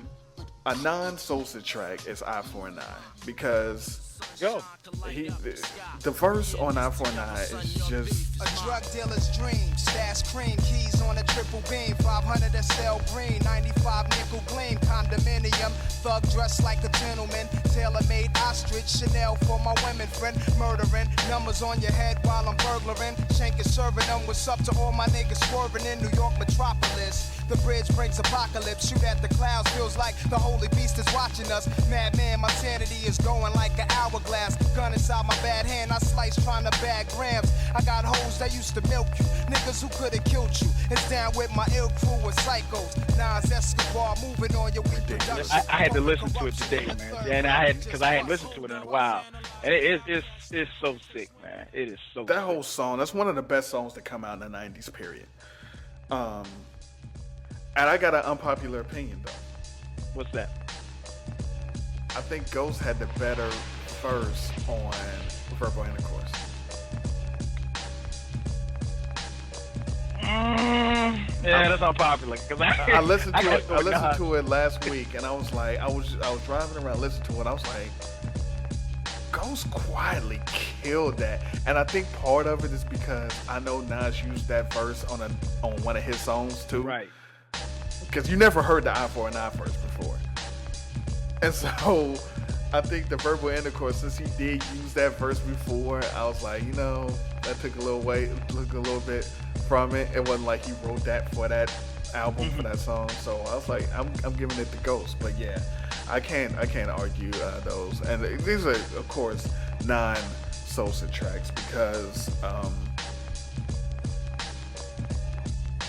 you know what?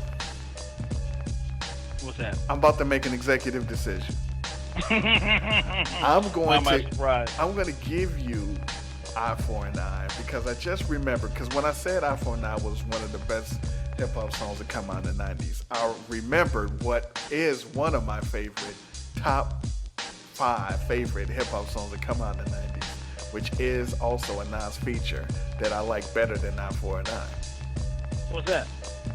Fast Life. Okay. Ladies and gentlemen, Fast Life is a good song. Don't get me wrong. Fast Life, Nas and Cool G rap. I'm putting that as my favorite non-Sosa feature. Because that song is lyrically. I got guns from Italy, smoke trees considerably. Listen. Champagne wishes and caviar dreams, a team that's getting cream. With shells of fish scales from triple beams, I gleam. Living a life for rally, packing 50 calories, rocking lizard valleys while we do a drug deal in a dark alley. Up in casinos, just me and my Dino Primo, pushing Beamos, then Paulie and Reno with 2 Latinos. Nas, he runs the whole staff, we count math for steam baths. We've seen half a Millie Jackson out there on the Queens half. 3 major players getting papers by the layers, and those that betray us on the block, they rock like Amadeus. Fakers get used to shooting targets, soon as the darkest. Front on the drug market, bodies get rolled up in the carpet. Those are cheaters trying to beat us. We got hookers with heaters that'll straight poppin', put more shells in your top than Adidas. The leaders looking straight to me in our Giorgio Armani's. You wanna harm me and now you got to come get through a whole army. The CeeLo rollers, money bowlers, sipping bowler, holding that payola, slinging the coke without the cola. Me and Black don't fake jacks, but we might sling one. It ain't no shame in our game, we do our thing, son. Living the fast life with fast cars. Everywhere we go, people know who we are. A team from out of Queens with the American dream. So we're plotting up a scheme to get the 7-figure cream. Living a fast life with fast cars. people know who we are. A team from out of Queens with the American dream. So we're plotting up a scheme to get the 7-figure cream. Yo, I got guns from Italy, smoke trees considerably. Mid-state and green, it seems is where all my niggas be. The ghetto misery, shootouts and liquor stores. A perpendicular angle of the clout war. Police searching up my Lexo, but who's petrol? My tech blow straight off the roof to test your respect, oh, but don't respect me. It got me handcuffed to rough life. I just be up nights, breathing with scuff nights. Pour my beers for my peoples under the stairs. These years I got their names in my swears. Popping crystal like it's my first child. Liquor shots, holiday style. Rockin' steel sweaters while it be down. 24 carats, counting cabbage like the Arabs. The marriage of me and the mic is just like magic. Elegant performance, bubble X full assurance. Guzzling Guinness, shooting, catching cases concurrent. It's Nas, 700 wise, King Solomon size. We on the rise, me and G, ghetto wise guys. The Luciano, Frankie Yayo, Bugsy Siegel. Green papers with eagles from a trade that's illegal. Oh, you got to make it happen. Yeah.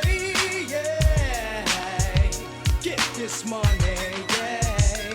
Brother, you've got to make it happen. When you're living in the fast life.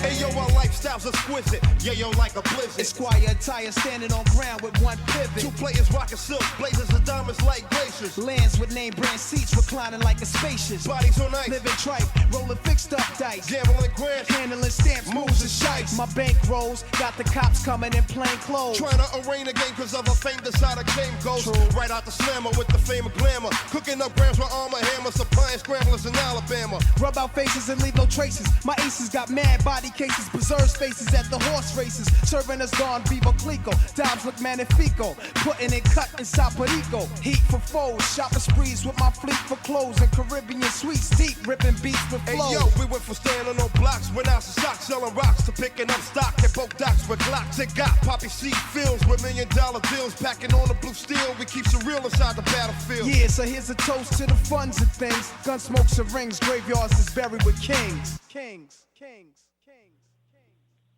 That we're gonna go with Fast Life, because I can listen to that song on a loop for hours.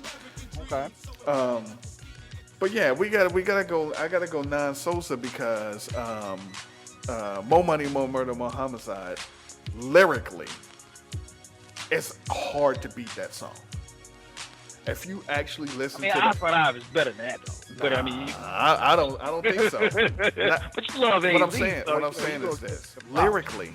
Now, as far as the feeling of a song, eye for an eye, maybe, but lyrically, just if you just sit and listen to how they do that song, it's hard to beat that song because it's a story, and they're going back and forth. And here's the thing: that there's the difference between Nas features and the Sosa songs, and this is the one big thing that is different. When Nas is on like a Wu-Tang song, or even the song with what is he on, Hot Boys or whatever the fuck that shit is with Missy, and the lobster and shrimp with you know. When he spits his verse, it might be a verse that he already did before, like the joint, verbal intercourse. But he just spits his verse and then he's gone. Mm-hmm. But when he does the songs with AZ, you listen to it and you can hear it's a fucking competition. It's like, look, you just did that verse, okay. Right, I'm gonna come back with this verse. And then like AZ will be like, oh, all right, bet. And then you would just hear them going back and forth like they were in the studio, like, all right, say yours. And they're like, all right, hold on, I'll be right back. You know, like they was really like competing to have the, and I think it happened from Life's a Bitch. Because Nas dropped Life's a Bitch and people was like, I think AZ might have got you on that one. Oh. And ever since then, every song they do together, it's just like, if you listen to More Money, More Murder, More Homicide, it's like, Nas will start it off, and then AZ will come Now you forced to listen. I got the mind of a grad from Princeton. Play your position. They'll soon you be lost and missing. It's far from fiction. My presence is like that of a Christian when ammunition putting states under submission. States under submission. Street addiction got me tired and thorough with verbals. Still in the ghetto, but in the cut where it's mellow. Incognito on the Lilo like Carlito. Cause we know niggas don't really want us to see though. You never know, it might just be your time. You take your ride to the pearly white gates. Watch that suicide. More money, more murder, more homicide. You catch that body, nigga. So anyway, I can go forever. I'm going on forever. You about never those know, guys. it might just be your time. You take your ride So to the pearly white gates. now what we gonna do? We're gonna where is Nas ranked in your top whatever? Nas comes in at number 2. Okay, so at least it's above JayZ. Man, of course. I don't listen. You put these clowns, all these clowns in your top 5. What am I supposed to do? Hey, man. I don't know. For me, he's a bit lower. Mm-hmm. He's about 5 or so. Okay. He's about 5. I don't think anybody's gonna be able to. Nobody's gonna pierce my top 3. Nobody. I don't think it's possible. Okay, I got you. I feel you. I Now, mean, everybody got their top 5 now. Would you care to guess my top 3? You have blogged about it. We've argued about it. I can't. And I remember you did a post on the top 5 under 40, top 10 under 40 or something like that. Well, that's just based on age. I meant my personal. I mean, Rakim should be one. Now, outside of Rakim, I don't know what clowns you put up there. So, go ahead. Indulge. Now listen. Now it's a different caveat here. Now, if we're talking lyricists. Yeah, that's what I was talking, lyricists. If we're talking lyricists, Rakim is number 1. Now, if we're talking greatest rappers of all time, that's a different number 1. I'm just saying, it's a difference it's a difference between lyricists and a difference between overall greatest rappers. That's the difference. Do we agree there's a difference? Oh, yeah, there's a difference. Okay, as long as we agree that there's a difference. So if we're talking lyricists, we got to go number 1 with Rakim. And then number 2 is G-Rap. I remember you saying that, G-Rap. And number 3 is probably Kane. Oh, shout out to Rashawn Jamal. Yeah, it's probably Kane for lyricists. And now, if we're talking greatest rappers of all time, Kane is not in my top 10. Okay. If we talk lyricists, he got to be in the top 5. Okay. I can understand that. And that's how I separate these things. So if we're talking lyricists, I'm not putting fucking JayZ in my top 3. What's wrong with you? Anyway, we're gonna take a break, and then I got some questions from a friend here, and we're gonna see what happens. It is. That's this. So real. Before I used to dream I could rule the world. Now it's thorough, I survived the pearls and my fly apparel. 745 a pill, no candy paint, no chrome wheels. I close deals, try to see my face on my own bills. The president here, he honest and fair. Pray for the days when the kin of slaves are honored and shared. January 20th, I was there. I'm aware the part I played to get young voters to care. Recession is a blessing in disguise. For a new economy to rise, some old has to die. I'm still sipping rosé, PJs, and B's like that. I brung the 87 felines back. Save, collect, PIG's dream came correct. Trying to push 700s, they made them, yes. I used to think United College Fund was for bums. The ghetto advocate for education. Look what I become. I used to dream I'd rule the world. I used to have to imagine. Now I can actually have it. So here I am. Oh, I know you used to dream you'd rule the world. I used to dream. So here we are. Yeah, here we are. I don't say I'm maintaining, that's a lame's language. Paul English, from a wise man I learned patience. Me not distinguished, it's like a fiendless Queensbridge. I don't say I'm grinding, cause everything I do's redefining. Cause when you know the streets to the science, apply it very moderate to your business and watch you profit. Rap game, NBA to NFL, the kids at Yale. Will I win a fella, end up in the cell? Nonsense.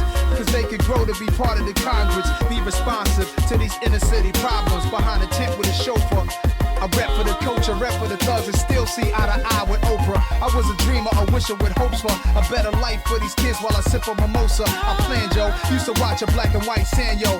Who's the best? Next to me, they couldn't light a candle. Yo. Before I used to dream I'd rule the world. I used to have to imagine. Now I can actually have it. So here I am.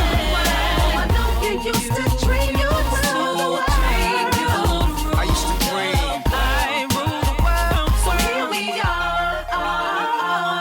You can be who you wanna, say what you wanna. Trying to make it better for our sons and our daughters. See champagne, make a change. Yes, we can. See a brighter day. Gonna be struggle, gonna be pain, but no excuses to be made. This is the time that we've been waiting for. I done seen it all. I got it on with the weak and strong. There's no relief, it's like the beef keeps keeping on. I can't count the amount I drew heaters on. Cause we was warring in the P's, it was Vietnam. Now I got you in arenas watching me perform songs, rapping about the same beats in the street I'm from. Thankful for the art form I'm eating from. I never see no losses, I only see we won. I used to dream I'd rule the world. I used to have to imagine. Now I can actually have it. So here I am. I know you used to dream you'd rule the world. I used to dream. So here we are. Welcome back to the show. It's Biggie JayZ show. I'm eclectic. This is 12 count. And so we talked Big, we talked JayZ, we talked Nas, and so we got some. Well, before I ask you these questions, what we didn't do is we didn't rank the Nas albums. I was just about to tell you that. We didn't rank the Nas albums. Are you prepared to rank the Nas albums? Yeah, I can rank Nas albums. Okay, I want you to go ahead and rank these joints for me. Well, I'm not going to include the joint with him and Marley. He shouldn't include it either. Actually, I like that album. Well, you like weird stuff. I like that album. Yeah. Well. But and I thought it was solid. Probably my least favorite album. Are we including Firm? Well, Firm would be like a compilation, so I'm not going to include Firm. Yeah, don't include that. Probably my least favorite was obviously Nostradamus. I'm gonna go Nostradamus, and like I said, Nostradamus was. I don't know where Nas was with that, but Project Window was one of my favorite songs of the album. But hey, it wasn't that good.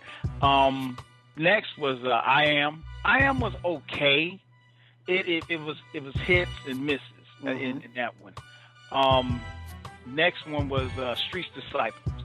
Streets Disciples was a double album, and once again, I don't know what it was with these record labels pushing these double albums, but it's really hard to get 22, 24 solid tracks, and put them on a double CD. And Nas clearly missed it on this one because he's got some songs that are just straight filler. I mean, it's just not. It ain't even close. So Streets Disciples was not don't get me wrong. It's not a bad album, but when you listen to it, you're like, After that, I'm gonna go with the. I don't know if we include this one, but I'm gonna include it anyway. Lost Tapes. Lost Tapes was dope as hell. It was something that came out and came out with very little fanfare, but the streets loved it. I still love it. No Ideas is still one of my favorites off that album. From there, I'll probably go with Godson. Godson was solid. Most of the way through. Couple of little bumps in the road here or there, but Godson was there. Next, I think, was Hip Hop Is Dead. That was one of Nas's what I call comeback albums. This album really helped him, kind of commercially get, even though it wasn't a commercial album, kind of helped him commercially get back in the game. From there, I would go to It Was Written. I kind of tussle with It Was Written and Untitled, which is the next album. Depending on the day, I could go either way with one of these. Untitled and It Was Written, both dope ass albums. I'm sorry. Before that, Life is Good. Life is Good was he had one or two joints on there, probably would kind of slide in there, but still I still play Life is Good to this day. So I go Life is Good, then It Was Written, then Untitled, then I'm going Stillmatic, Love Stillmatic, and then last but not least, Illmatic. So that's my Nas discography. I can't say that I agree with everything that you did there. Of course. I'm gonna go with Nostradamus' Last, of course. I mean, how could it not be? Agree there. Then I'm gonna go with. Hip Hop Is Dead. Okay. I wasn't a fan of that. I wasn't a fan of Hip Hop Is Dead. I wanted to be because I agree, but I couldn't. I didn't like it as much as I should have. Then I Am, because I Am still had some hits on it. It did. I Am had some hits on it. Then I'm gonna go with Street Disciple. No, I'm gonna go with Life Is Good. Okay. Because Life Is Good. Life Is Good. What has a couple of songs on there, but for the most part, I didn't really care for it. I got tired of it really quick, and I'm not used to getting tired of Nas, but that one I was just like, all right, I heard it, now got out of here. Then we're gonna go Street's Disciple, which wasn't incredibly, it wasn't a banger, but at least it had enough songs on there. I was like, okay, I see what you're trying to do here. Then we're gonna go Godson, Stillmatic. Okay. Oh, so you don't have Stillmatic is high. Okay. Stillmatic is third. Okay. And then, because I'm not counting Lost Tapes, Stillmatic is third, then Illmatic, and It Was Written, then Illmatic. Okay. Yeah. Okay. Yeah, so we do it like that. I think, Untitled would be in there before, higher than, one step higher than Life Is Good. I liked Untitled. So you don't like it? Oh, okay. I liked Untitled. Untitled was dope. He had some good stuff on Untitled, but and I think he got a song with fucking Chris Brown. I can't fucking even like with it was written. If you go back and actually you can look at the track listing on the whatever website or whatever, or just look at the CD and look at the track list and really not appreciate it. But when you listen to it, you realize he was dropping some shit on the album. Oh yeah, Illmatic and It Was Written. Those two albums is better than a lot of people's two albums. No question. So, and he proved it with Stillmatic that he still had it, almost a decade later. So I think Stillmatic, the whole, because I think we talked about it before. Hearing Takeover, I thought it was over. JayZ had pretty much shot Nas and left him for dead. And for him to come back with Ether, not only just have Ether, but have a dope-ass album to come behind it. Yeah, Got Yourself a Gun, Rewind, What the Mic, Second Childhood. Exactly. Yeah. So, yeah, man, that whole album was solid for me. Yeah, and I like that time because that brought back, that was the only time. That was the only time. And if you want to count the Biggie and Tupac stuff, I guess you could, but I don't. That was the only time that it really took me back to old school hip hop with Answer Records and Diss Records, because this is what happened, and I won't forget this. I remember getting the blueprint, and I got the Takeover. I heard the Takeover, and I was like, wait, what? Because the disc came from nowhere. Yeah. Because dude didn't say nothing about dude. He didn't even have an album out. They were throwing little subliminal shots, and he had the line. I think Bleak had a line in the song about Ball Till I Fall, And Nas on Nostradamus, he said something like, but that's you want to for fall people, till you fall, I can help you with that. But that's people that listen to Bleak, though. Right. And so, for it to go from that to, Summer Jam, asked Nas he don't want to, because everybody, remembers Takeover when he did at Summer Jam when he showed the picture of Prodigy, doing the ballet shit, and then it was just asked Nas he don't want it with Hov and left it at that. Right. Nas came back, threw a couple shots with at the, him with the freestyle, but but we didn't. didn't. But the tape, man, that So what happened was that joint came out, and I was listening to it because I was driving. When I get a new album that I really care about, I just put it in the car and I just drive, because that's how I can really feel it. So I was like, damn, they really fucking, and it was like later on that week or 2 weeks, I don't know exactly when, people were talking about on the radio. They was like, Nas came back and he got a song coming back. Yeah. And this was before Stillmatic came out. It wasn't out. This was the summer, and it was like, we gonna play it. We gonna play it at such and such a clock.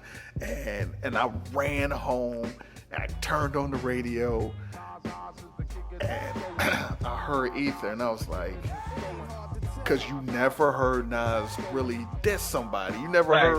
Right. Never. It was always little subliminal things, even with the Biggie thing. It was just, it was subliminal. You had to kind of read between the lines. And much like you, man, when I heard Takeover, I was, and I really didn't like, I'm going to be honest, I'm a huge Nas fan, huge JayZ fan, so I really didn't like them cats beefing first and foremost. And because I didn't want to be, I didn't want to have to choose sides or whatever. As crazy as that may sound. So when I heard Takeover, I was like, damn, this is it, Nas can't come. But everybody was so focused on, what he had done to Prodigy. Prodigy was he just clearly blew him off the map. There was nothing Prodigy could say after that, and, literally, he really hadn't been able to say much since then. But, Nas was different because, the cats that JayZ had battled or went after before, they were never lyrically on his level. So I remember, much like you, I heard about Ether. There was, people saying, oh, Nas got a song coming out, whatever. The word was that it was coming out, but I didn't hear it. And they were playing, I'll never forget, they were playing it on Hot 97 in New York. And my boy was streaming it live, so he calls me, he puts his phone into the speaker so I can hear it, and it's coming through all distorted. I can't really hear everything that he's saying. So I'm like, nah. He's like, yo, Nas killed JayZ. I was like, I haven't heard it yet. He's like, I just played it for you. I was like, I couldn't hear it. And so maybe a day or two later, I heard it. And man, when I heard it, I was like, wow. It was the equivalent of, an animal being, backed into a corner. And he came out swinging. And he really, like you said, he made a dope. I don't know if the take, because let's just keep it real. As a Nas fan, Nas was headed, he was on the downswing. He was losing steam. He was losing, props in the streets as far as the music that he was making. So, to come back with Stillmatic and to come out blazing with Ether, man, I think that just really kind of set him off and kind of put him on a path that he's on now, where he's just making good, solid music. Well, and see, the thing with Nas and JayZ, which was never the thing with Biggie and Pac, it was because they were two different dudes. First of all, Nas was, I want to say, I don't want to belittle like what JayZ does, because I like what JayZ. Well, I used to like what JayZ did, right? But Nas was an MC. He was like, look, I'm gonna make this music. I'm gonna spit these lyrics, and pretty much this is the best comparison I can make. JayZ was Michael Jackson, and Nas was Prince. Okay. Like, look, I'm an artist. I'm gonna just throw this stuff out. I'm gonna give you. It was written with some, some old school boom bap. Like Prince will give you some funk and stuff, and he's like, you might like it, you might not, but I'm not gonna change the fuck I'm doing just because, I'm just gonna keep doing what I'm doing. And JayZ like, look, I want everybody to buy my stuff. So whatever's hot right now, I'm gonna do that. Whoever's hot right now, I'm gonna get them on my album, and I'm gonna try to make everybody happy. And I'm gonna make some popular, music. I'm gonna make some pop shit, and I'm gonna go do all these concerts. I'm gonna get on everybody's remixes. So he's like, so love me. And Nas was just like, I'm gonna give you Nostradamus because I was feeling Nostradamus at the time. You guys don't like it, fuck it. And so and he even said it on Sirius. He said, Nostradamus wasn't one of my hardest, but sold over $1 million regardless. So he was like, and he admits this type of shit. Like, yeah, it wasn't that dope. So, but whatever. And so JayZ coming at dude, and he like, I took it as Nas was like, word, you don't think I could? Okay. So because Nostradamus came out in '99. And he didn't put shit out in 2000, and he didn't push it out in 2000. And then, the whole JayZ thing, he was just like, okay, and he just crushed them. It was just like Ralphie and Flick in Christmas Story. Like Flick just go bully dude all fucking day, and it's like Ralphie's just like, all right, I'm gonna just snap and start beating your ass and cursing you out, and that's what happened. But it's crazy how that happened. But what I was saying, it was like the old school thing, because like back in the day, and I don't know if this was different because if you were in South Carolina, but like when Roxanne came out, people was like jamming to Roxanne. Then it was like, hey, somebody named Roxanne made a song dissing UTFO. Like, what? I got it. And you would listen to it. Like, damn. And then like that Thursday they were like, UTFO just got another song, this is Roxanne. Like, what? right. Yeah. You listen to it and you're like, yo, Sparky D just did a song Friday, this is Roxanne. And it was just like people would just hear stuff like, word, I'm about to drop this song.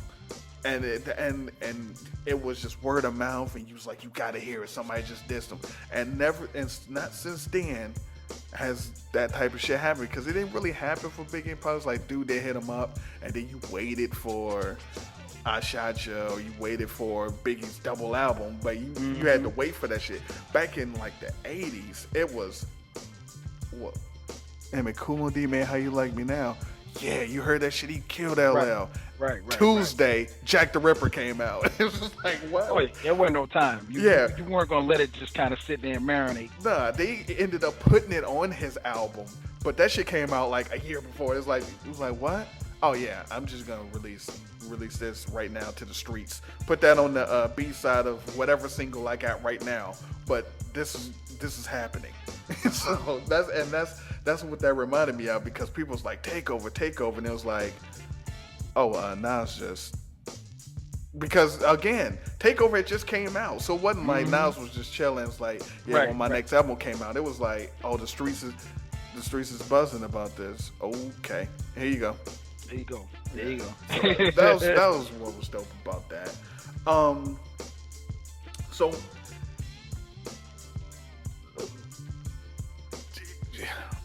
who would make a better album? All things considered, everybody's in their prime, everybody's alive. So what would you gravitate to more? A Biggie and JayZ album or a Nas and AZ album? That's good. In their prime, I would probably say a Biggie and JayZ album. Just because of Brooklyn's Finest and what we heard on Brooklyn's Finest, and I always say Brooklyn's Finest is a peek in the window at what we could have and probably should have heard, from the two of them. At the time that Biggie died, they were talking about doing a group called a Commission, where they were, the two of them, and I think Puffy and somebody else was supposed to be in the group, and they were supposed to just do, an album similar to like what Nas did with The Firm.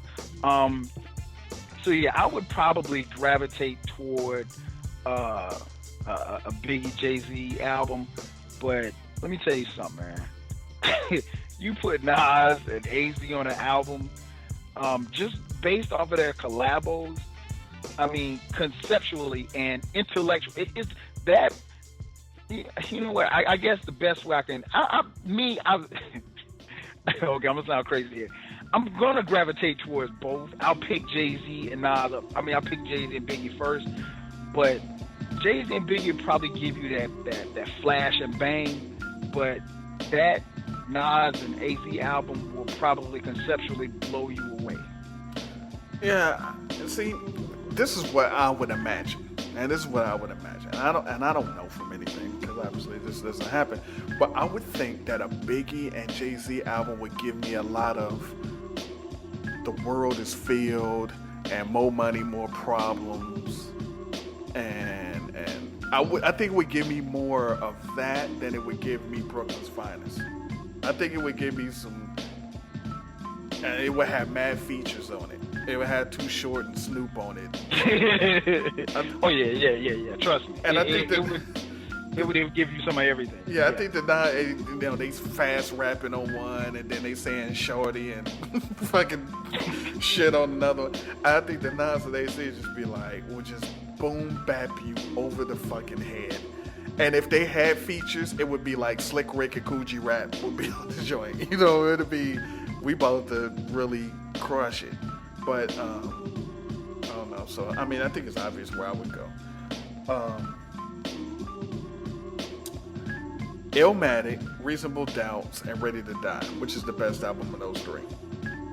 Illmatic, Reasonable Doubt, Ready to Die. Illmatic. What's second?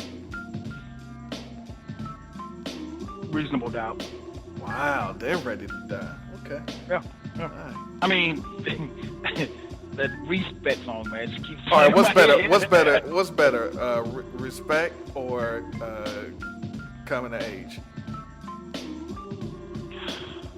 Respect is way better than Coming of Age. Get out of here. that damn chorus, man, just kills me. Respect is. Okay, here's the question.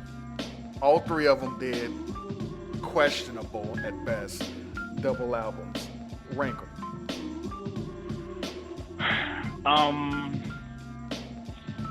Life After Death is 1. Street's Disciple is 2. And Blueprint 3 would be, Blueprint 2 would be 3. But Blueprint 2 would probably be like 5, right? Oh, damn. It was bad, man. I mean, like I said, man, I think if JayZ had just said, okay, look, I'm going to give you 12, because I can find 12 songs on both of those albums and put it into one, and you might have a classic, or at least a 4.5, mics in the source. But I mean, that double album is just terrible. Okay. I mean, and I forgot to tell you, As One, I actually like As One. See, there we go. Now you understand it. I'm not really big on people trying to, mess with, you trying to sing like Maurice White or somebody or Philip Bailey. But yeah, I think that was Rel on the hook. I like As One, man. That was a good song. It was a good song. And also, I forgot to give Nas the props for doing, again, and we mentioned this on this actual podcast before, the Where Are They Now remixes. He gets more props than everybody because, and that's the thing about, and that's why I always gravitate towards Nas, because he gives me the most. I grew up as a fan of hip hop. I'm an old school hip hop soul MC type person, and so that's why I gravitate. Because who else would do that? None of these guys would do that. Oh yeah, the Where Are They Now remixes were dope because, it was a situation where Nas paid homage to to those who came before him, and you don't need the new age cats to pay homage to Nas, even though probably a lot of them probably should. But the thing about listening to those remixes is that it got a chance for some of those old school artists to shine. Got a chance for some of them to show that they still got it on the mic. And then more importantly, if somebody's rhyming and you say, okay, well, let's bring on, I don't know, whoever, they wanted to bring from whichever era that he brought the person on. Let's say Redhead Kingpin. Let's say if you didn't know who Redhead Kingpin was, in this day and age of digital, the internet and the whole nine, then you go to Google, you search Redhead Kingpin, and I'm not saying that you necessarily go out and buy an album, but what he did was he gave them that exposure. Mm-hmm. And I definitely tip my hat, and like you said, I gravitate toward Nas for that, because nobody else, especially at that stage of their career, would do that. I mean, and nobody's done it since, and nobody won't, to be honest. Nobody on that level will do that. For as much as we like or dislike JayZ, he's not in that realm. And I try not to compare JayZ and Nas, because I think they're two different types of stuff, but they always get kind of linked together. But no, JayZ could never make a Life is Good album, and which I thought was a very solid album. Mm-hmm. He can't, especially this, and I don't know at this stage in his career where he is, I don't know that JayZ can put together a dope album like he once did before. No, because he's a pop star now.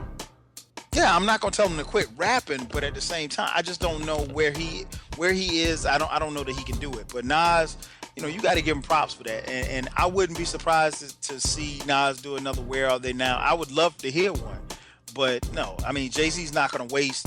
He would rather. The difference between the two is Nas would do that and not necessarily worry about commercial success. JayZ's going to get Rick Ross and put him on a track. Yeah, he's going to get Rick Ross and Kendrick Lamar and JayZ and have Beyonce sing the hook. Or Drake. Yeah. Or Drake. Whoever's hot now. And Nas would go get TJ Swan to sing the hook and have Bismarcky, and that's the exact difference. Where Nas would do a song with Bismarcky and Slick Rick, JayZ would put him on the hook. Right. So he'd be like, yo, can we spit? Nah. Exactly. You just do this hook. So, but props for that. We alluded to it earlier. Firm versus the Commission. The Commission, Big, JayZ, Lil C's, and Charlie Baltimore. Versus the Firm with Nas, AZ, Nature, and the Brown Fox. That was close. That was a lot closer. It's not big. I mean, because the first two kind of cancel each other out, but then you got to go with who's left. I'm gonna go with the Firm over them, because Nature's better than C's, and Kim is way better than Charlie Baltimore. You mean Foxy? I'm sorry. I don't think she's way better than Charlie Baltimore, but I agree with you. Charlie Baltimore was awful. She was not. You must not have heard good shit, because she's... I did not hear it. She's well, you know what? Let me take that back. She wasn't awful. Emil was awful. Charlie Baltimore's better than Lil' Kim. Yeah, but I ain't saying much. I'm just saying. People, I mean, as far as these 90s chicks, she's top 5. If you've heard her spit, we're gonna have to debate that. Well, we can't really debate it, because you couldn't name any. When we debate it, I'll have 5 for you. You would name Lil' Kim, you would name Foxy, you would name Eve, and Missy. No, that's what you would name. L Boogie, yeah, she doesn't count. Okay. Next question. What rap album has L Boogie ever made? I mean, she hadn't made I'm only going to go against people who got made rap albums. I'm sorry. Well, okay. Well, how many albums Charlie Baltimore made? 3. Okay. I only say this because I own them, so I don't. Exactly. That's why I can have the debate with you, because you don't know. As a wise man once said, you didn't do the education. You and her cousin. You ain't got the answers. Her cousin Jeff. Don't attack me, because you got as much hip hop in your library than I do. So anyway, shouts to Charlie Baltimore and the album Ice, and the song with Ghostface. Very dope. Anyway, who's the better MC? JayZ or Black Thought? Lyricist. Lyricist or MC? Lyricist. Lyricist JayZ. Who's the better lyricist, Nas or Andre 3000? You just want me to say Andre 3000, but nah, Nas, man. Who's the better MC, Biggie or Redman? Biggie. Okay. Who's the better lyricist, JayZ or Scarface? JayZ. Nas Love or Face though. Oh, that's great. I didn't ask you that. Nas or Q-Tip? I'm going Nas. Big or Pun? Oh, Big all the way. Pun was decent. Pun was another one that, you know, if he was still alive, I don't know if he'd be as celebrated. And that's no knock on him. I mean, it is, but it isn't. Okay, if you say so. JayZ or KRS? Lyricist? Yeah. KRS. Nas or G-Rap? Nas. Big or Big Daddy? Biggie. Okay, well, listen. I mean, these people are in your top. Right. I mean, right. Hey, Kane would be like 6 for me in my top 5. I'm surprised you put KRS-One over JayZ. Yeah, KRS. But he's not. Whatever. KRS my top 5. But JayZ's your top 3. Yeah, KRS is 4. I'm just saying. Why can't KRS-One be 3? So, if we were keep a score, I would take Black Thought over JayZ. Of course you would. I would take Redman over Big. Of course you would. I would take. I think Pun versus Big would be a tie. I would take Jay over Scarface. I would take KRS-One over Jay. I would take. It'd be tough, but I think I would take G-Rap over Nas. Oh shit! And I think I would take Big over Kane. I think I would take Big over Kane. Okay. I think. He thinks. I think.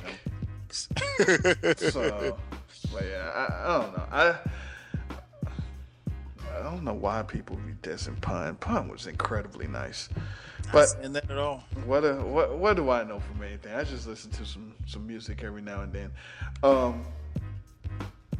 If you could do a song with any of those three, Biggie, JayZ, and Nas, and they're at their height, at their best, which one would you rather do a song with? I think at their height, I want to do a song with Nas, just because I think he's gonna bring out, and I think each of them will bring out something different as far as, you know, the party and the good times and stuff like that. But I think, just from a mental aspect, I think Nas will probably, knowing that I'm gonna be on a track with Nas, that'll make me, you know, kind of bring out the best lyrics that I got. So I know I got to come on my A game. So yeah, I'm gonna say Nas. You know, I think one of the things, and so for people that's listening to keep score, you have them ranked Nas, JayZ, Biggie, right? Mm-hmm. Okay. I think the thing was in the early 90s, in 94, 95, when all of these guys were out, Mm-hmm. Nas was the one that people got hyped when you heard him on a song. Like, he wasn't, like, Biggie and JayZ were everywhere, and they were kind of oversaturated. It's like the equivalent of, and like I compared them to Michael Jackson and Prince. Right. Prince never did. He was never just gonna pop up on somebody's song. So unless it was like Sheila E. or Sheena, if he didn't write the song, it wasn't gonna be like, you didn't hear that new Lionel Richie and Prince song. I mean, it was never gonna happen. So, and he didn't drop albums like that. So when he did, it was something special. Right. And on top of that, after coming off of Illmatic, he was crowned the best. This is what lyricists do, and this is what you wanted to hear what he said next. So when you saw a Mobb Deep joint or you saw the Purple Tape and it said featuring Nas, you was like, you would almost want to fast forward right to that song just to hear what he was gonna say. Exactly. You would listen to the song and almost ignore whatever they was talking about until you heard Nas' voice. You're just like, all right, when is Nas? He's probably gonna be last. All right, so. And then you was listening. And see, when JayZ would be on a remix, you'd be like, okay, this is JayZ. All right, whatever. Biggie was all like, but when Biggie did features, he was the second one. It was when Total came on, and then you heard Biggie was like, oh, Biggie crushed it. Or when the Flavor in Your Ear remix came, he's like, oh shit, Biggie crushed it. Or the 112 remix. JayZ, you never got that feeling. I did when he did the stuff on, like on the Clue tapes and stuff like that. But those are like mixtape freestyles. I'm talking like when, even the Best of Me shit or it wasn't like, oh shit, it's JayZ. It was just like, oh, it's a JayZ song with mine. Mm-hmm. It wasn't like, damn, you didn't go tell your boys about that. You would tell your boys about Can't You See if they never heard it. Or you would tell them about the Flavor in Your Ear remix. You would tell them about, Eye for an Eye. But you wouldn't be like, you gotta hear the Fiesta remix. Like, all right, I guess if I gotta hear it, I'll listen. But, I think that's one of those, it's just different. Mm-hmm. I agree. I mean, he brought something and still does bring something different to the table, and, he has his detractors, but he also has his fans too, and people that just, love and gravitate to the music that he makes. And that's obvious from, this Magna Carta shit, because I wasn't feeling it. I don't understand. But you see that the thing about JayZ that I noticed, and I think this eventually happens to everybody, but when he did, like you said, he did that commercial, and everybody, Twitter was going crazy.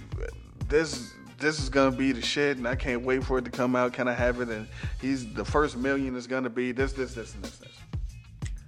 And then it came out, or it leaked, and everybody was like, "This is the greatest album ever." And people are like, this shit is gonna change the game. And it came out and people were like, well, this song is this and this song was that, and Tom Ford and da da da da da. Then right. about a week, maybe 2 weeks later, you heard nothing about that album. Nobody was tweeting about it.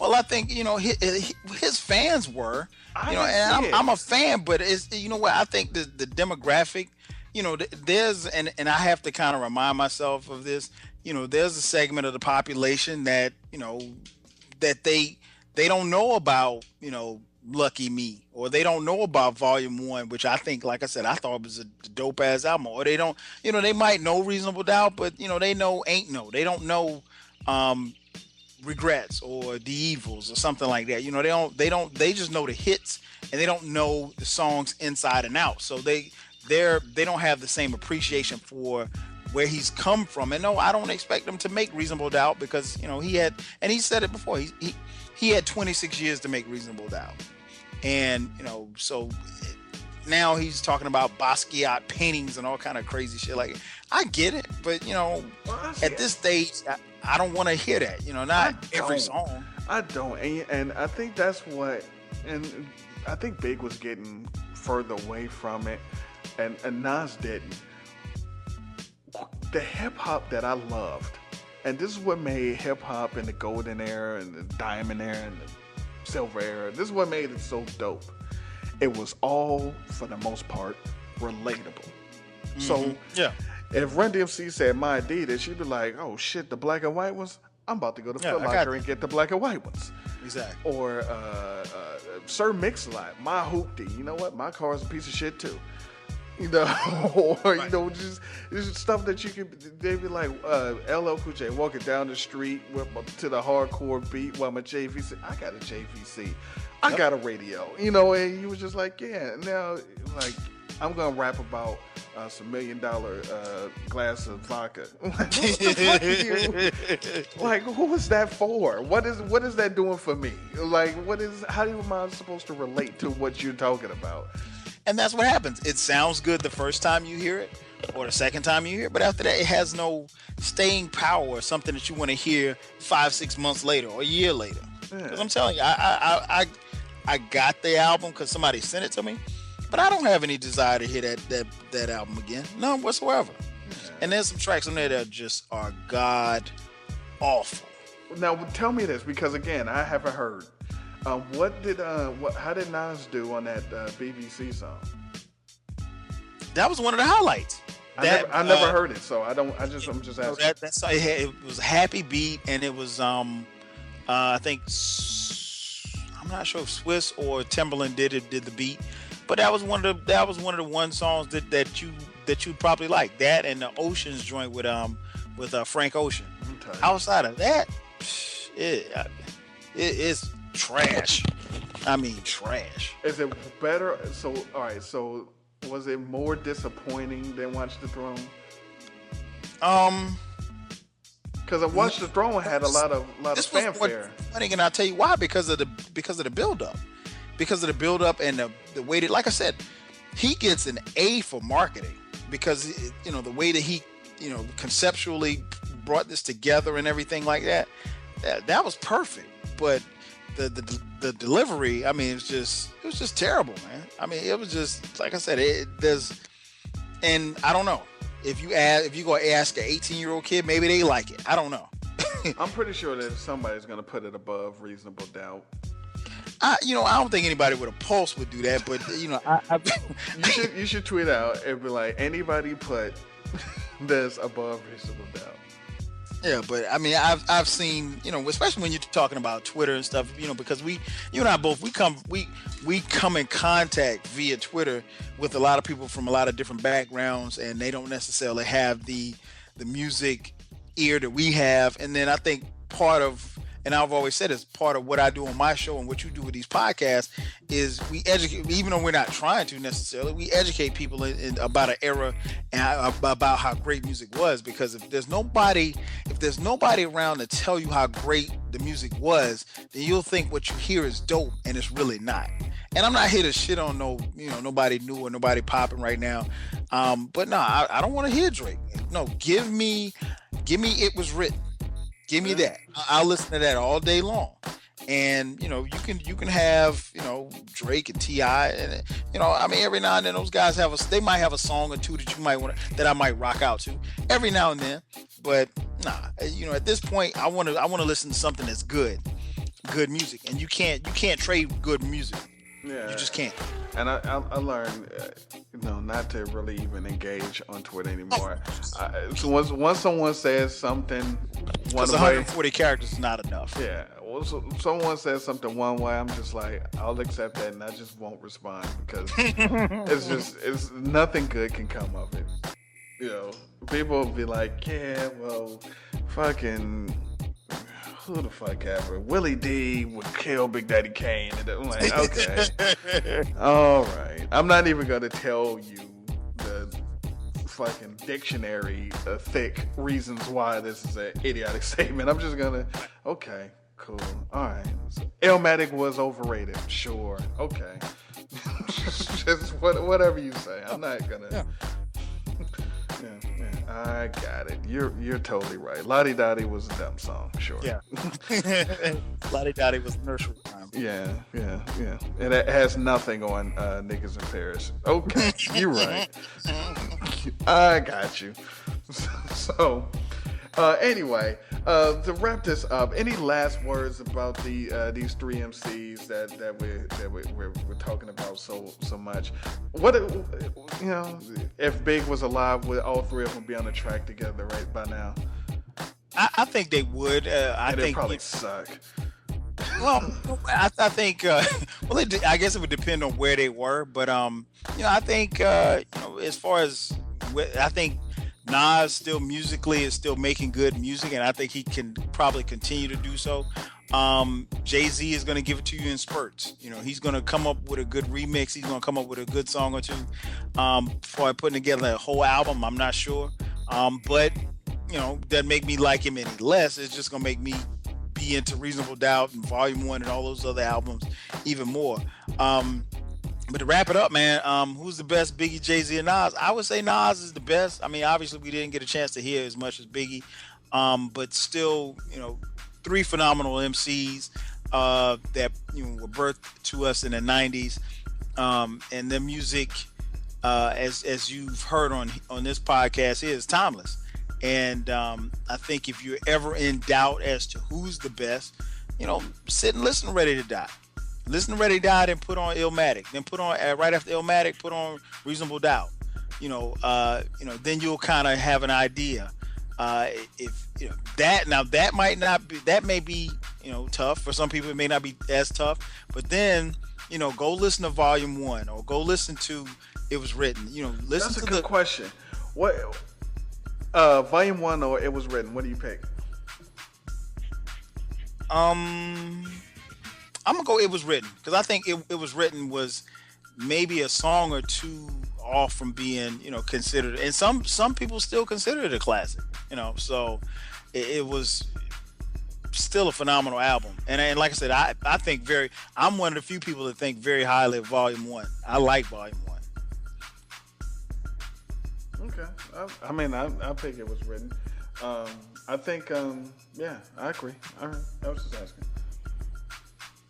But listen to these joints and form your own opinion, and hit us up on Twitter or hit the comments and tell us what you think. Tell us where I'm wrong, since I'm the one that's always wrong about shit. So right, you are wrong. Yeah, tell me where I'm wrong. Keep it down. Fucking the authority on hip hop, but tell me where I'm wrong, and we can agree or disagree. There's a list on the website. We got the top 25 female MCs. We got the top 10 or 15 female groups. Working on some more lists, so check those out, and you might enjoy those. Definitely. Before I get out of here, shameless plug. Make sure you check out my show, 12 Radio Show. You can catch me at blogtalkradio.com/12Kyle. You can catch me every Wednesday night, 9 p.m. Eastern Standard Time. My first show of the new year will be January 8th. Eclectic, and we penciled in Rashawn Jamal in for the anniversary show. I have my 4-year anniversary show, all hip hop, all night long. That's going to be on January 22nd. Just random questions about hip hop. We're gonna keep it fresh. Much like this podcast here. Just random questions about collaborations and certain songs, and taking back, because we're gonna talk old school, nothing new, just old school. So yeah, check me out, man. Hit me up on Twitter at 12Kyle, the number 12 Kyle. If you're a sports fan, I also host a show on Tuesday nights, blogtalkradio.com/Dead End Sports. Check out the website, deadendsports.com. That's it, man. I'm holler at y'all in the new year. Y'all be good. Peace. Yeah. On that note. Yeah, please. Oh, shit. That's it. In the meantime, in between time, we're gonna come back with some more shows. I think the overrated, underrated show is next. So check that out. And till then, hip hop. Gone. Young people are so special. It's so good when God bless you. Deaf to unethical thoughts that suppress you. Like diseases, they conjure up inside a test tube to stress you. Bureaucratic genocide, but maybe I'm a recluse. It's just my observation as a whole. Human extermination, population control. Assuming my generation is young and out of control. But y'all don't understand this. Y'all out of touch and you're old. I promise to stay forth. Try to stay on course and right the wrongs of my father with my baby boy. Life is long, the problems just don't go away when ignored. Life is long, it's important that it's played like a sport. Every skyscraper you see started off as a thought. And Ricky Waters told me, yo, the world could be yours. So hey, young world. Yeah, hey, young world. The world is yours. Hey, young world. The world is yours. Hey, young world, the world is yours. Young world, the world is yours. Young world. It goes.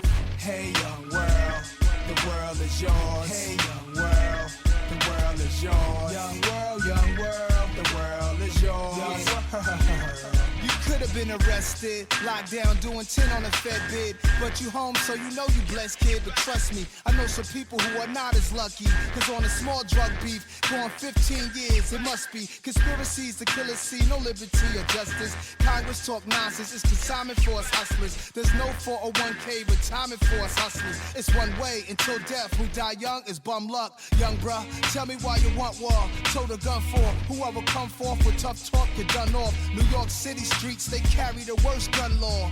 But still it's real, we do it with tools. So on guard, under the code of the hood, play your role. Maybe you live to get old. Kids and a wife and household. Slow your roll before your soul ejects from your body, man. You turn cold. Take advice, yo. Take the higher roll. Hey, young world. Yeah. Hey, young world. Yeah. It goes. Hey, young world. The world is yours. Hey, young world. The world is yours. Young world, the world is yours. Young world. It goes. Hey, young world, the world is yours. Hey, young world, the world is yours. Young world.